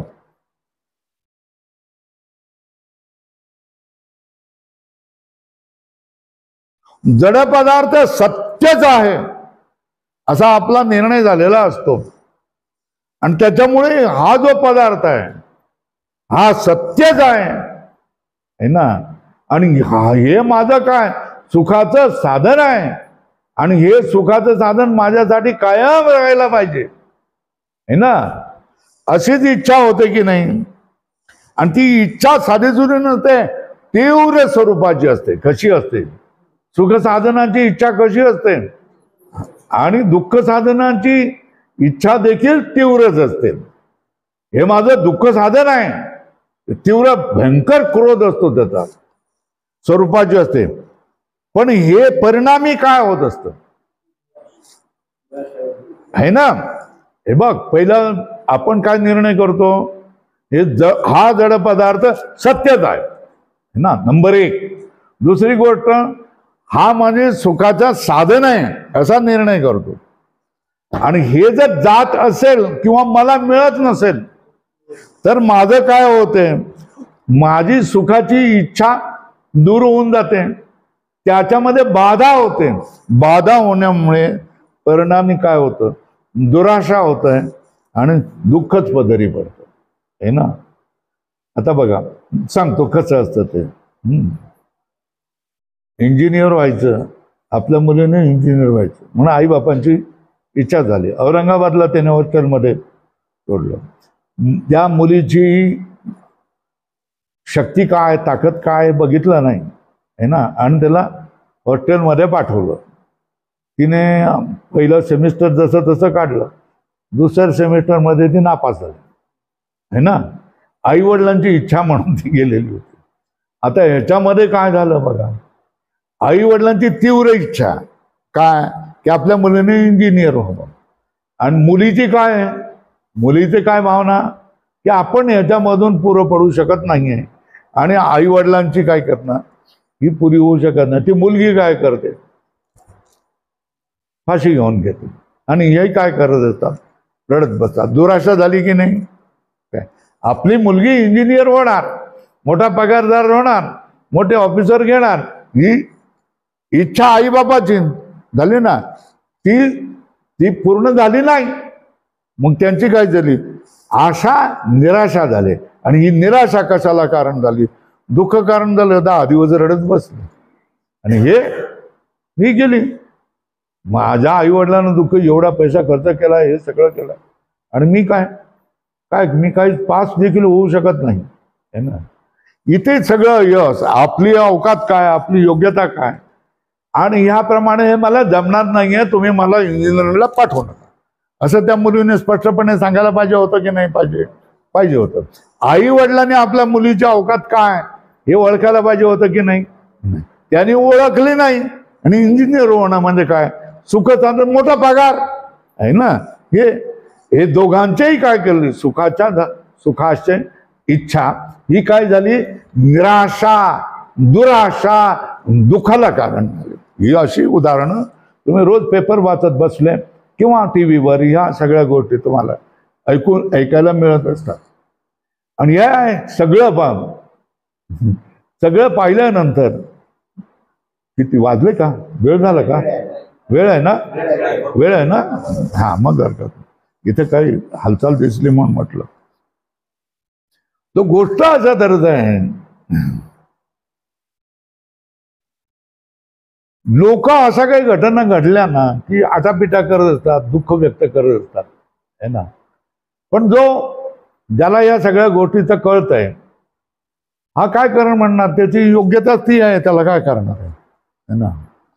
तुम्हाला आत्मबल नसेल तर तुम्ही या जगामध्ये कोसळणार, लक्षात ठेवा. काय आत्मबल जर नसेल तुम्हाला, आत्मबल, आपल्या आत्म्याच्या ताकद जर तुमच्यामध्ये नसाल, तर तुम्ही छोट्या मोठ्या गोष्टी तुम्हाला कोसळू शकणार आहे ना. आणि आत्मबल जर तुमच्यामध्ये असेल आहे ना, तर तुम्हाला अति प्रचंड अशा तऱ्हेने भूकंप जरी झालेला असेल तर तुम्हाला काय करू शकत, कारण तुमचं आत्मबल असतं. तर आत्मबल ही महत्वाची गोष्ट आहे. आणि हे आत्मबल तुम्हाला नसेल, तुम्ही कमावलेलं नसेल, विद्याबल तुमच्याकडे खूप असेल है ना. विद्या अनेक प्रकारच्या आहेत. उदरंभरी विद्या म्हणतात त्याला. या उदरंभरी विद्या, मी MA झालेलो आहे, PhD झालेलो आहे, LLB झालेलो आहे, LLM झालेलो आहे, मी MPhil झालेलो आहे, PhD केलेला आहे. ह्या तुमच्या विद्या काहीही कामाच्या नसतात. कारण भगवद्गीतेमध्ये म्हटलेलं आहे, अध्यात्म विद्या विद्यानाम. काय म्हटलंय, मी ईश्वर आहे. काय कोण आहे, सगळ्या विद्यामधल्या ईश्वर कोण असेल तर मी अध्यात्म विद्या. ही अध्यात्म विद्या सगळ्या विद्यांचा राजा आहे, राजविद्या आहे, ही पवित्र विद्या आहे. हे सुद्धा ह्याच्यामध्ये भगवद्गीतेमध्येच आलेलं आहे. बरोबर आहे, तेच मला आठवत नाही आता. तर ही अध्यात्म जी विद्या आहे, ही अध्यात्म विद्या जीवाला बळ देते, जीवाला आपलं स्वरूप सांगून देते, जीवाला परमेश्वराच्या उंचीपर्यंत पोचून देतं. आणि ज्या भ्रमामुळे आलेलं जे भय, चिंता, लज्जा, दुःख या सगळ्यापासून दूर होतं. हव्यामध्ये तरंगल्यासारखं होतं. सगळ्या इथे म्हटलेलं बघ, शेवटी काय आहे बघा, तुका म्हणे आता आम्ही मुक्तीची माथा. काय म्हटलेलं आहे, मुक्तीची माता. मुक्तीची माता म्हणजे काय, मुक्तीच्या बोडक्यावर आम्ही बसलोय असा अर्थ आहे का. हा, मुक्तीच्या बोडक्यावर आम्ही बसलोय असा अर्थ आहे का, नाही. माथा म्हणजे डोंगराचा माथा असतो. काय असतो? चढत चढत चढत जायचं आणि मग काय पडलो माथ्यावर पोचतो आपण. म्हणजे डोंगर माथा असं म्हणतंय ना, आपण लहानपणी शाळेत बिळत शिकलेलो असतो. डोंगराचा माथा म्हणतो ना. तर मुक्तीची या माथा म्हणजे काय? आम्ही मुक्तीच्या डोंगरावर चढून गेलेलो आहोत, म्हणजे मुक्ती आम्हाला प्राप्त झालेली आहे असं त्यांनी म्हटलंय. तुकाराम महाराजांनी म्हटलेलं आहे. मुक्तीची या माथा म्हणजे आम्ही मुक्तीच्या डोंगरावर पोहोचलेलो आहोत. आता मुक्ती आमची काय? आमच्या काशीची पिशवी आहे ना, आणि त्याच्यामध्ये मुक्तीविषयी आम्हाला काही चिंता नाही आता. कारण जे पाहिजे बळीवंताचे अंकित आम्ही झालो बळीवंत. तिथे लिहिलेलं आहे बघा, बळीवंताचे अंकित आम्ही झालो बळीवंत. लाथाळीला संसार, संसारावर लाथ मारली, केला षडउर्मीचा मार, षडउर्मीला ठोकून काढलेला आहे. जन धन तन केले तृणाई समान, तुका म्हणे आता आम्ही मुक्तीची आम्हाला. हे असं हे संतांच्या वाणी आहे. ही संतांची वाणी तुम्हाला कळावी, वाचावी म्हणून लिहून ठेवलेली आहे. तर सांगायचं काय? दुःख आपल्या कशा वाटायला येतं? सत्यत्व निश्चय, पदार्थाच्या सत्यत्व निश्चय उत्पन्न होणारी काय? सुखाची तीव्र इच्छा असते, पण परिणामी काय मिळतं आपल्याला? दुराशा आणि दुःखच पदरी पडते. असा अनुभव आहे. पुढे बघूया. हा जडाचा भेदही कल्पितच आहे, है ना? है ना? काय म्हटलंय? अनुमान काय करते? जडामधला भेद देखील काय? कल्पितच आहे. जडाचा भेद कल्पित आहे हे प्रतिज्ञा वाक्य आहे. का पहिलं काय निर्णय काय केला? जडाचा भेद कल्पित आहे, याला म्हणतात प्रतिज्ञा वाक्य. आता ह्याच्यासाठी हेतू म्हणजे कारण सांगावं लागतं. नुसतं प्रतिज्ञा बोलून चालत नाही, है ना? त्याला बोलायचीच कडी, बोलायचाच भात म्हणतात. तुम्ही काहीतरी हेतू सांगा ना, है ना? तर सांगितलं प्रतिज्ञा वाक्य काय? जडाचा भेद कल्पित आहे, कारण हा भेद केवळ नामरूपात्मक उपाधिकृत आहे. हे हेतू वाक्य झालं. प्रतिज्ञा बोला काय? प्रतिज्ञा काय? जडाचा भेद कल्पित आहे. काय? प्रतिज्ञा काय? निश्चय काय करायचा आहे? जडाचा भेद कल्पित आहे ना? आता ते सांगावं लागतं ना, का कसा, है ना? तर ते त्याला म्हणतात हेतू वाक्य. काय म्हणतात? हेतू कारण वाक्य. कारण जडामधला भेद कशामुळे बनलेला आहे? नामरूप उपाधीमुळे बनलेला आहे ना? याचं नाव मोबाईल, याचं नाव ग्लास, है ना? याचं रूप हे असं, याचं रूप हे असं, म्हणून हा भेद आहे. नामरूपाच्या उपाधीमुळे झाले ना. हे दोन्ही पंखेच आहे, पण याचं रूप हे असं आहे आणि हे हातपंखा म्हटलंय, हे काय इलेक्ट्रिक पंखा म्हटलेला आहे, याचं रूप हे असं आहे. त्याच्यामुळे या आणि याच्यामध्ये भेद निर्माण झालेला आहे. बोला काय आपण अनुमान केलं? प्रतिज्ञा काय? जडाचा भेद कल्पित आहे. हा, आता कारण सांगावं लागेल. म्हणून नाम रूपात्मक औपाधिक असल्यामुळे, उपाधीमुळे झालेला असल्यामुळे. बरोबर आहे ना? जसे एकाच रज्जूच्या ठिकाणी भासणारा कल्पित सर्प, दंड, भूरेषा इत्यादिकामधील परस्परच्या भेदाप्रमाणे. उदाहरण वाक्य. नुसतं हे सांगून जमत नाही. काय काय सांगावं लागतं? प्रतिज्ञा का? तुम्हाला काय म्हणायचं आहे तेवढं सांगा. तर तुम्ही काय म्हणायचंय? काय म्हणणार?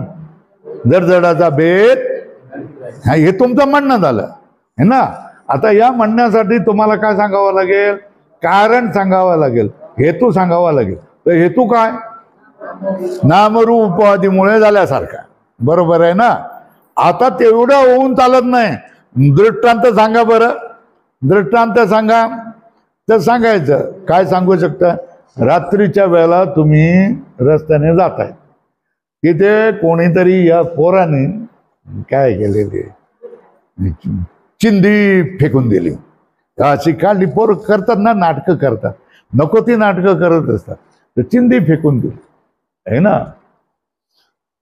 तर पहिला बाळू गेला, तर बाळू नेची चिंदी बघितली, तो म्हणाला काहीतरी दिसतंय भाऊ. हा असल ती स्वामीजीची रुद्राक्षाची माळ, त्याला काय दिसलं? माळ दिसली है ना. तर त्याच्या बरोबर असणारा लाला भाऊ आहे, त्या लाला भाऊ म्हणाला स्वामीजीची माळ इथे कशी असेल? स्वामीजीची माळ गळ्यामध्येच असेल. अरे ते कोणीतरी पाणी ओतलेलं असेल. तर लाला भाऊला काय दिसलं? पाणी दिसलं. तर हे म्हणाले नाही हो, नाही पाणी बिणी इथे काय नाही. पाणी कसं, रात्रीच्या वेळेला पाणी कसं? दिवसा असेल तर पाणी असेल ना. मला माहिती आहे की रस्ता कशाचा बनवलेला आहे? सिमेंट कॉन्क्रीटचा बनवला आहे. त्या सिमेंट कॉन्क्रीटच्या रस्ता मध्ये सिमेंट चांगलं घातलेलं नाही आहे कोणी, गुत्तेदाराने, त्याच्यामुळे ते फाटलेली आहे. त्याचा क्रॅक गेलेला आहे. क्रॅक गेलं तर समजतो त्याला भेद झालेले आहेत. ते फाटलेलं आहे ना. त्याच्यामुळे तो भूछिद्र किंवा भूभेद असेल. तिघांना काय दिसलं? एकाला काय दिसलं? एकाला माळा दिसली, दुसऱ्याला काय दिसलं? पाण्याची धारा दिसलं, तिसऱ्याला काय दिसलं? भेग दिसली आहे ना. पण चौथा म्हणाला हे तुमचं हे नको आपल्याला, आपण काय करूया? पेंटर म्हणाले हे बघा माझ्या याचा मला काय आहे, बॅटरी आहे, मोबाईलची बॅटरी आपण लावूया आणि टाकायला प्रकार दिसली काय? चिंदी. काय दिसेल? ही बघा हातात धरले आणि सांगेल ही चिंदी. ना सर्प ना माळ ना काय नाही. चौथ्याला सर्प दिसला होता, एवढं वाटला होता. तर एका चिंदीमध्ये है ना किती भेद दिसले सांगा बरं? हा कोण कोण? एकाला माळ, दुसऱ्याला काय? पाणी, तिसऱ्याला भेग, चौथ्याला सर्प आहे ना. आहे ना. हे भेद दिसले की नाही? तर ज्याला माळ दिसला तो खरा होता का खरा पडला का खोटा पडला? मग ज्याला भेग दिसली तो खरा पडला का खोटा पडला? खोटा पडला. ज्याला पाण्याची धारा जो म्हणून ज्याला अनुभव आला तो खरा पडला का खोटा पडला? आणि ज्याला सर्प म्हणून बुद्धी झाली तो खरा पडला का खोटा पडला? तर हे सगळे खोटे पडले ना. मग खरा कोण ठरला? ज्याने मोबाईल लावून त्याचं खरं काय हे कारण बघितलं, अधिष्ठान काय हे बघितलं, ते पेंटरच खरं ठरलं की नाही? अरे ही चिंदी आहे. तर जशा तऱ्हेने आता तुम्हाला दृष्टांत सांगितलं ना, रज्जूमध्ये दिसणारे माला है ना, भूभेद, जलधारा आणि सर्प किंवा आणखी काही भेद दिसतील ते, हे सगळे भेद खोटे आहेत की नाही? हा झाला दृष्टांत. काय झाला? याला काय म्हणायचं? हा आता परत सगळं अनुमान तोंडाने सांगा. प्रतिज्ञा, जड जड भेद, जड जडामधला भेद कल्पित आहे. हा कारण नामरूप उपाधीमुळे बनलेलं असल्यामुळे. बरोबर आहे ना. कसं? रज्जूमध्ये दिसणारी माला आहे ना, माला, पाण्याची धारा, भूमीची भेग, सर्प, हे भेद जशा तऱ्हेने नामरूपात्मक दिसतात, भासतात, पण ते खोटे ठरतात की नाही? तशाच तऱ्हेने हे भेद व्यावहारिक जगतामध्ये दिसणारे भेद, हे भेद देखील काय? नामरूपात्मक असल्यामुळे कल्पितच आहे. हे निर्णय प्रतिज्ञा, जडजडामधले भेद कल्पित आहे है ना. जडजडामधले भेद खोटे आहे. नामरूप उपाधीमुळे कल्पित असल्यामुळे. दृष्टांत काय करणार?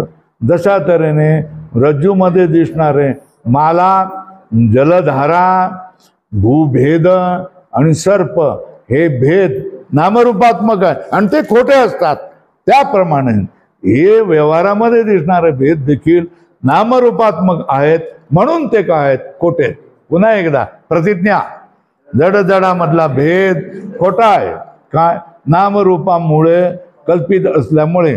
जशा तऱ्हेने रज्जूमध्ये नामरूपात्मक दिसणारे भेद कोण? सर्प, माला, भूभेद आणि जलधारा हे भेद जसे नामरूपात्मक असल्यामुळे खोटे आहेत, तशाच तऱ्हेने व्यावहारिक जगतामध्ये दिसणारे जडजडामधले भेद हे खोटे असले, हे नामरूपात्मक असल्यामुळे, नामरूपात्मक उपाधीमुळे असल्यामुळे खोटे आहेत. हा निर्णय काय करतो? जाणता माणूस करायला लागतो.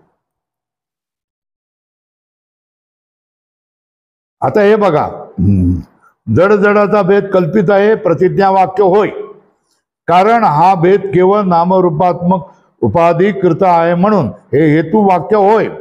जसे एकाच रज्जूच्या ठिकाणी भासणाऱ्या कल्पित सर्प, दंड, भूरेषा इत्यादिकामधील परस्परांच्या भेदाप्रमाणे याला काय म्हणतात? उदाहरण वाक्य. तिनाच्या खाली काय करा? अधोरेखा करा. या अनुमान रूप युक्तीने हा जडजडाचा भेद कल्पितच आहे असे जाणावे. हे ना, जडजडाचा भेद कल्पित आहे याच्यासाठी कुठलं प्रमाण लावलं? अनुमान प्रमाण लावलं. जड अशी पंचमहाभूते व भौतिक पदार्थ सर्व प्रकृती कार्य असल्यामुळे, अर्थात तमोगुण प्रधान असल्यामुळे त्या ज्ञानशक्ती व क्रियाशक्ती अशी संभवत नाही, है ना. कारण कोणताही जड पदार्थ चेतनावर आधारित असल्याविना, चेतनाच्या प्रेरकाविना कार्यप्रवण होऊ शकत नाही. व तसा जड पदार्थ स्वतंत्र कार्यप्रवण झाल्याचे किंवा चेतनाधिष्ठानविना कार्य उत्पन्न करीत असल्याचे व्यवहारात कुठेही आढळत नाही. संपूर्ण विश्वाला चेतन परमात्माच अधिष्ठान रूपाने निमित्त कारण आहे आणि चैतन्याच्या अधिष्ठानावर आश्रयावर कल्पित त्रिगुणात्मक माया परिणाम रूपाने जगाचे उपादान कारण आहे. याविषयी स्वतः भगवंतच सांगतात. मय्या दक्षिण प्रकृती सूयते चराचरण. भगवद्गीता सांगते, माझ्या अध्यक्षतेखालीच प्रकृती काय करते? सगळ्या चराचर पदार्थांना उत्पन्न करत असते, प्रसूत करत असते. मी अध्यक्ष असतो आणि माझ्या अध्यक्षतेखालीच ही सगळी माया प्रकृती चराचर जड पदार्थांना काय करत असतात? प्रसूत करत असतात, उत्पन्न करत असतात. त्याला मूळ कारण कोण असतं? परमात्म चैतन्यच असतं. याच्यामध्ये एवढं वाचलं तर ते समजावून सांगतो मी तुम्हाला.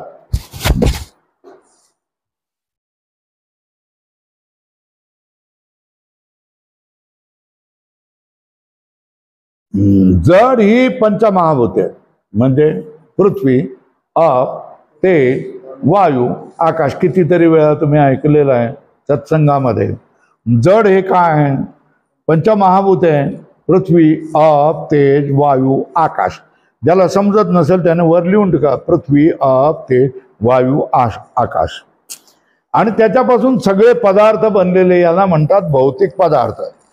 हे सगळ्याला काय म्हणायचं? भौतिक पदार्थ. बरोबर आहे. हे भौतिक पदार्थ हे मग काय झालं? याचं कारण कोण? प्रकृती. आणि प्रकृतीचे हे काय झाले? हे कार्य आहे. प्रकृती कारण आणि हे काय झालं? कार्य असल्यामुळे, अर्थातच तमो गुण प्रधान असल्यामुळे हे सारे पंचभौतिक पदार्थ आहे ना. पंचमहाभूत आणि पंचभौतिक पदार्थ हे कोणामुळे बनलेले आहेत? प्रकृतीमुळे. प्रकृतीच्या कुठल्या भागाने बनलेले आहेत? तमोगुणामुळे. प्रकृतीमध्ये किती गुण? सत्व, रज, तमोगुण. तमोगुण प्रधान कोण असते? माया असते. त्याच्यामध्ये सत्वगुणही असतो आणि रजोगुणही असतो. पण ताडासारखा उंच कोण असतो? तमोगुण असतं. आणि या ग्लासासारखा किंवा या पंख्यासारखा कोण असतो? रजोगुण असतो. आणि या ग्लासासारखा कोण असतो? मग सर्वात जास्त प्रधान कोण? तमोगुण. तो तमोगुण रूप प्रकृतीपासून बनलेले सारी पंचमहाभूत आणि त्या पंचमहाभूतापासून बनलेले पंचभौतिक पदार्थ याच्यामध्ये सुद्धा काय येईल? तमोगुणच येईल, है ना. ज्ञान आणि चेतना या गोष्टी सत्वगुणामुळे येतात. काय है ना. तुम्हाला हे जे कळतंय समजतंय याचं कारण काय? तुमच्यामध्ये थोड्या अधिक प्रमाणामध्ये सत्वगुण चांगला आहे, बऱ्यापैकी आहे, म्हणून तुम्हाला कळतंय समजतंय. आणि जर तमोगुण प्रधान आहे, रजोगुण प्रधान असेल, ते माणूस इथे येणारच नाही. कळण्याची बात पुढेच राहिलं. हे लक्षात येत आहे का? जो माणूस आहे, ज्याला माणसामध्ये तमोगुण प्रधान आहे, रजोगुण प्रधान आहे, त्याला बोलावलं तरी तो इथे येणार नाही. आला तरी त्याला कळणार नाही आणि दुसऱ्या वेळेला परत येणार नाही, है ना. आणि तुम्ही इथे बसून ऐकतात, प्रतिसाद देत आहेत, याचा अर्थ काय आहे? तुमच्यामध्ये सत्वगुण आहे. तर सत्वगुणाचा परिणाम काय? ते ज्ञान. काय तुमच्यामध्ये सत्वगुण असेल तरच तुम्हाला ज्ञानाची इच्छा होईल. खरं काय ते मला कळलं पाहिजे. हे केव्हा तुम्ही म्हणाल? तुम्हाला सत्वगुण असेल त्याच वेळेला तुम्ही म्हणाल. आणि तमोगुण असेल तर काय? अरे खरं काय खोटं काय, जे आहे तेच आहे, तेच खरं आहे ना, असंच तो म्हणणार. आणि ते तुम्ही स्वीकारा.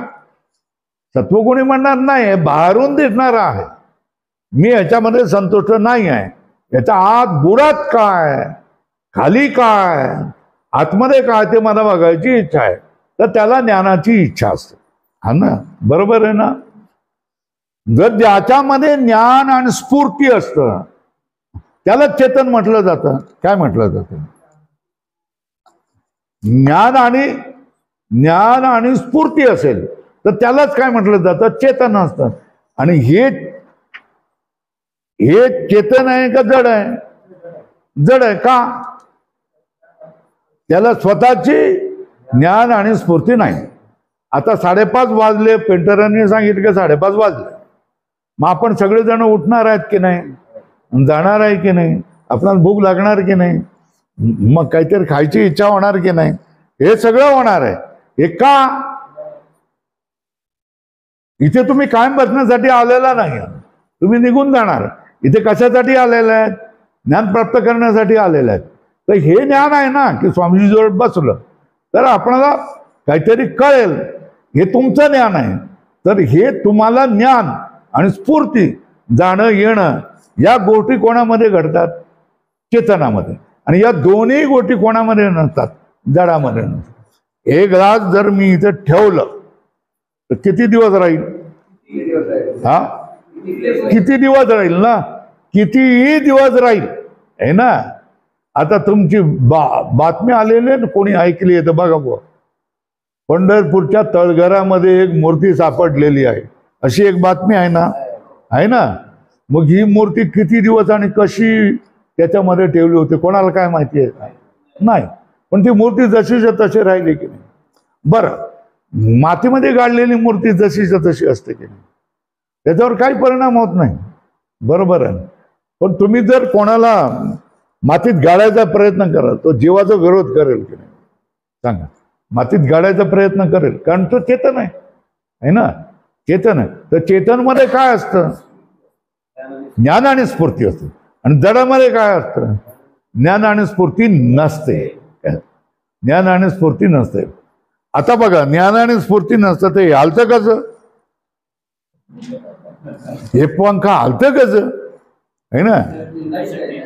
आता तुम्ही सांगाल की ह्याच्या स्वतःमध्ये नाही, ते स्वतःमध्ये नाही, स्वतः हालू शकत नाही, है ना. ते तिथेच राहणार, है ना. गंजल पण हलणार नाही, है ना. पण त्याच्या मागे करंट आहे ना, करंट आहे म्हणून ते करंट त्याला फिरवतं. तर हे जे हालतं ते कोणामुळे हालतं?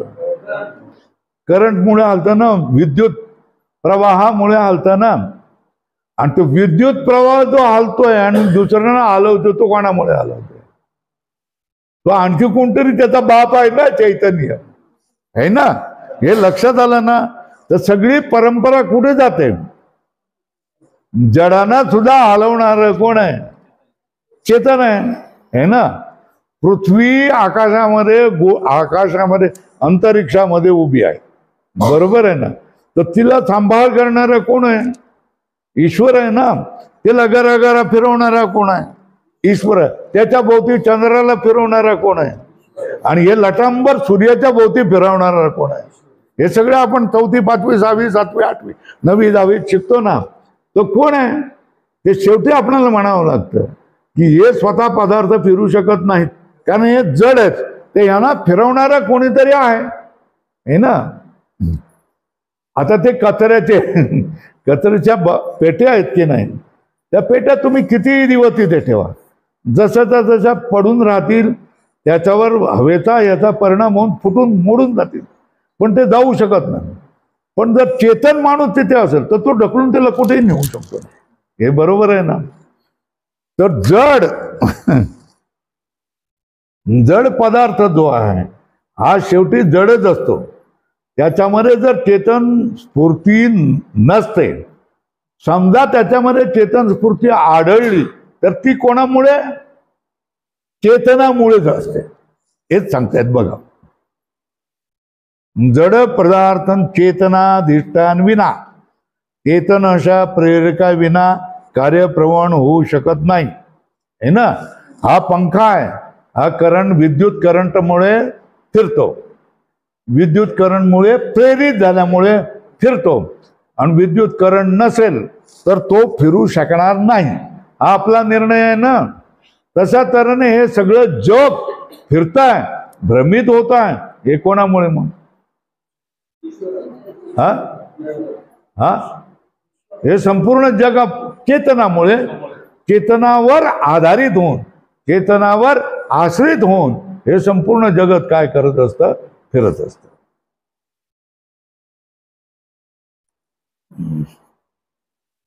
चेतन अशा प्रेरका विना कार्यप्रवण होऊ शकत नाही.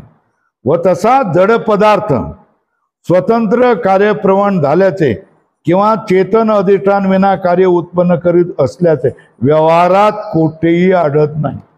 जड पदार्थ कधीही चेतनवर आश्रित असल्या बिना हालू शकत नाही. चेतनावर आश्रित असल्याशिवाय कार्य करू शकत नाही. है ना. मोठमोठ्या अवजड मशिनी असतात, बघितलेत की नाही? मोठमोठ्या JCB असतात, मोठमोठ्या पोकलेन्स असतात, मोठमोठ्या क्रेन्स, 50-50 मंजुरी क्रेन असतात.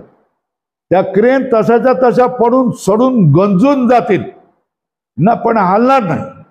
पण त्याच्यामध्ये कोणीतरी चेतन माणूस चढेल आणि कळ दाबेल, ती फिरायला लागते ना हवी तशी. है ना. वर जाते, खाली येते, इकडे फिरते, तिकडे येते, सामान घेऊन जाते, सगळं करायला लागते की नाही. तर चेतनावर आश्रित राहिल्या विना, चेतनाने प्रेरणा दिल्या विना जडामध्ये काहीही क्रिया आपणाला आणि ज्ञान स्फूर्ती दिसू शकत नाही. हा निर्णय झाला. व तसा जड पदार्थ स्वतंत्र कार्यप्रवण झाल्याचे किंवा चेतन अधिष्ठान विना कार्य उत्पन्न करीत असल्याचे व्यवहारात कुठेही आपणाला दिसत नाही. चेतना बिना काही फिरताय, चेतना बिना, चेतनाची प्रेरणा दिल्या विना कोणी काय फिरताय हे आपणाला चालता हे दिसत नाही. आपणाला खेळण्यातल्या गाड्या बिड्या दिसतात की नाही? हे ना. आतमध्ये काय असते? किल्ली असते ना. ती किल्ली फिरवली आणि काढली, मग ती खाली ठेवल्यावर गर गर गर गर गर गर फिरायला लागते की नाही? पण ती किल्ली फिरवली नाही आणि तसंच ठेवलं तर ते गंजून मोडून तुटून जाईल, पण काय फिरणार नाही. संपूर्ण विश्वाला चेतन परमात्माच अधिष्ठान रूपाने निमित्त कारण आहे. लिहा काय काय संपूर्ण विश्वाला चेतन परमात्मा अधिष्ठान रूपाने निमित्त कारण आहे.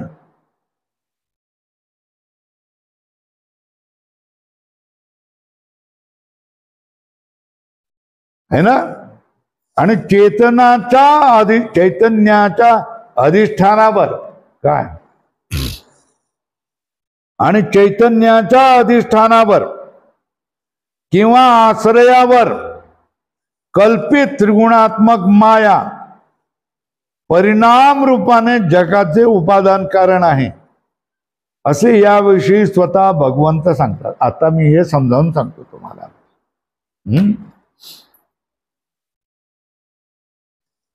एक आपणाला घडा, मातीचा घडा बनवायचा आहे ना, तर तुम्ही काय कराल? घडा बनवायचं हे तुम्हाला सांगून दिलं तर तुम्ही काय कराल? कुठून तरी माती आणणार ना, आहे ना. तर मग घडा बनतो हा कशातून बनतो? घडा बनतो हा कशातून बनतो? मातीतून. बरोबर आहे ना. माती नसेल तर घडा बनेल का? नाही. बरोबर आहे. मग माती घडा बनवण्यासाठी तुम्ही पहिल्यांदा धावाधाव कशासाठी कराल? मातीसाठी. कारण मातीचाच परिणाम कोण आहे? घडा आहे ना. मातीलाच तुम्ही हे केलं, उपटलं, नंतर काय केलं? पाणी घातलं, लीज घातली आणि काय केलं? चढवलं, 2 दिवस त्याला कुजवलं आणि मग त्याच्या गारा चांगला झाला. मग तो तुम्ही टाकावर तुम्ही ठेवला आणि त्याच मातीपासून घड बनला की नाही, आहे ना. तर या घडाचं कारण कोण आहे? माती आहे. आता बघा, ते तिथे शेतात माती पडलेली आहे ना, त्या मातीपासून घड बनेल का नाही? का नाही बनणार? हा, त्या आणणारा कोणी नाही ना आणि बनवणारा कोणी नाही ना. बनवणारा म्हणजे काय? अरे त्याच्यावर शेतीमधून आपलं मातीमधून माती खोदायची टिकमने, नंतर ती गाढवावर नाही तर ट्रॅक्टरमध्ये घेऊन यायची, नंतर त्याचा ढीग बनवायचा, त्याच्यामध्ये लीतबीत घालायचं, पाणी घालायचं, चढवायचं, पायाने काय करायचं? चेपायचं, नाही तर दुसऱ्या कुठल्या साधनाने करायचं आणि मग त्याला पुन्हा चाकावर ठेवायचं. नुसतं चाकावर ठेवून जमल का? नाही. चाक फिरवावं लागेल. बरं, नुसतं चाक फिरवून चालेल का? त्याला आकार द्यावा लागेल, मध्ये मध्ये पाण्याचा हात द्यावे लागेल, नंतर आणखी काय करावं? सावता माळी ठोकतो तशा तऱ्हेने ठोकावा लागेल चारी बाजूने, है ना. नंतर काय करावं लागलं? भट्टीत टाकावं लागेल. हे करणारा कोण आहे? कुमार आहे. मग घट कुमार नसेल तर घट बनेल का ना? मग नाही बनणार ना, है ना. मग माती बनेल तर, माती नसेल तर घट बनेल की नाही? मग घट बनण्यासाठी कोण पाहिजे? माती पण पाहिजे आणि कुमार पण पाहिजे ना. मग ही दोन्ही कारण झाली ना. हा, कोणाची? घट बनण्याची काय झाली? याला नावं दिलेली है ना. जे असल्या वाचून घट बनूच शकत नाही, त्या मातीला नाव दिलंय उपादान कारण. काय दिलंय? बरोबर आहे. त्या मातीला काय दिलंय? हा. आणि बुद्धी चालवणारा, हात चालवणारा, खोदणारा, हे करणारा आणि आता घट बनवूया असं म्हणणारा माणूस आहे, ते पण कारण आहे कुंभार. त्याला म्हटलंय निमित्त कारण. काय म्हणायचं? है ना. काय म्हणायचं? उपादान कारण है ना आणि निमित्त कारण. मातीचा परिणाम कोण आहे? मातीचा परिणाम कोण आहे? घट आहे. म्हणून माती जी आहे हे काय आहे? उपादान कारण म्हणतात. काय म्हणतात? तर्कसंग्रहामध्ये समवायी कारण म्हणणार आहे ना, पण वेदांतामध्ये उपादान कारण म्हणतात, है ना. हे काय झालं? घटाची माती हे काय झालं? उपादान कारण झालं. आणि निमित्त कोण झालं? हा, कुंभार. कुंभार काय झालं? निमित्त कारण. घटाची कारण किती लिहून घ्या. घट कारण किती? घट हे कार्य, खाली लिखा कार्य. कार्य किती? 2. कोण? कारण किती? 2. घट हे कार्य, कारण किती? 2. एक उपादान कारण कोण? माती. दुसरं कोण? निमित्त कारण कोण? कुंभार, है ना. एवढं तर निर्णय झाला की कुठलीही वस्तू बनण्यासाठी आहे ना 2 कारणाची जरुरी असते. कुठलं? एक उपादान कारण आणि एक निमित्त कारण, है ना. ज्याच्यापासून ती वस्तू बनते, है ना, त्याला काय म्हणायचं? उपादान कारण. आणि जो चेतन त्यानं बनवत राहतो, क्रिया, आपली क्रिया त्याच्यावर लादून, त्याला काय म्हणायचं? निमित्त कारण. बरोबर आहे. मग हे जगदंबर म्हटले ना तुकाराम महाराजांनी. काय शब्द वापरले? जगदंबर आहे. हे जगदंबर काय? कार्य आहे की नाही? काय कार्य आहे की नाही? है ना? मग कार्य जर असेल तर जे जे कार्य असतं त्याला दोन कारण असतात. कोण कारण असतात? उपादान कारण आणि निमित्त कारण, है ना? मग आता तो माणूस शोधायला लागतो, हे जगडंबर आहे, हे प्रचंड हा जड जगतात जड पदार्थांचा समुदाय आहे, ज्याच्यामध्ये सूर्य, चंद्र, ग्रह, तारे, धूमकेतू, आकाश गंगा, आणखी पल्सार्स आणि काय कृष्णविवर, कितीतरी पदार्थ वैज्ञानिकांनी शोधून काढलेले आहेत. ते सगळं पदार्थ जे बनलंय, ब्रह्मांड बनलेलं आहे, हे ब्रह्मांड कार्य आहे. मग त्याची कारणं असली पाहिजेत, आणि कारण किती असणार? दोनच. कुठलं आहे? एक उपादान कारण आणि एक काय करणार? निमित्त कारण. बरोबर आहे ना? मग आता मग याचा परिणाम, उपादान कारण कोण? ज्याचा परिणाम होईल ते, है ना? तर त्याला सांगतात, त्यानं नाव दिलंय प्रकृती. काय? प्रकृती. काय नाव दिलंय? ज्याच्यापासून हे सगळं जग बनतं, ज्याचा परिणाम आहे, परिणाम म्हणून जे बनलेलं आहे, त्याचं नाव काय दिलेलं आहे? प्रकृती. तर ते प्रकृती, ह्या सगळ्या जगाचं उपादान कारण कोण? लिहा, प्रकृती. काय? प्रकृती. चला, वेळ झाला आपला, है ना? आणि प्रकृती निमित्त बनू शकत नाही. उपादान कारण बनेल तर निमित्त कारण पण असलं पाहिजे. ते चैतन तत्व असणार, कोणीतरी चेतन तत्व असणार, आहे ना?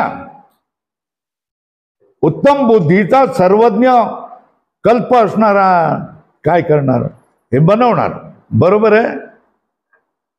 तो ईश्वर दिलेला आहे. आता आपण नैवेद्य आलेला आहे, तेव्हा बंद करूया, है ना? आवड असली तरी काय करणार? वेळेचं बंधन पाळावं लागतं ना. ओम पूर्णमद पूर्णमिदं पूर्णात् पूर्णमुदच्यते पूर्णस्य पूर्णमादाय पूर्णमेवावशिष्यते.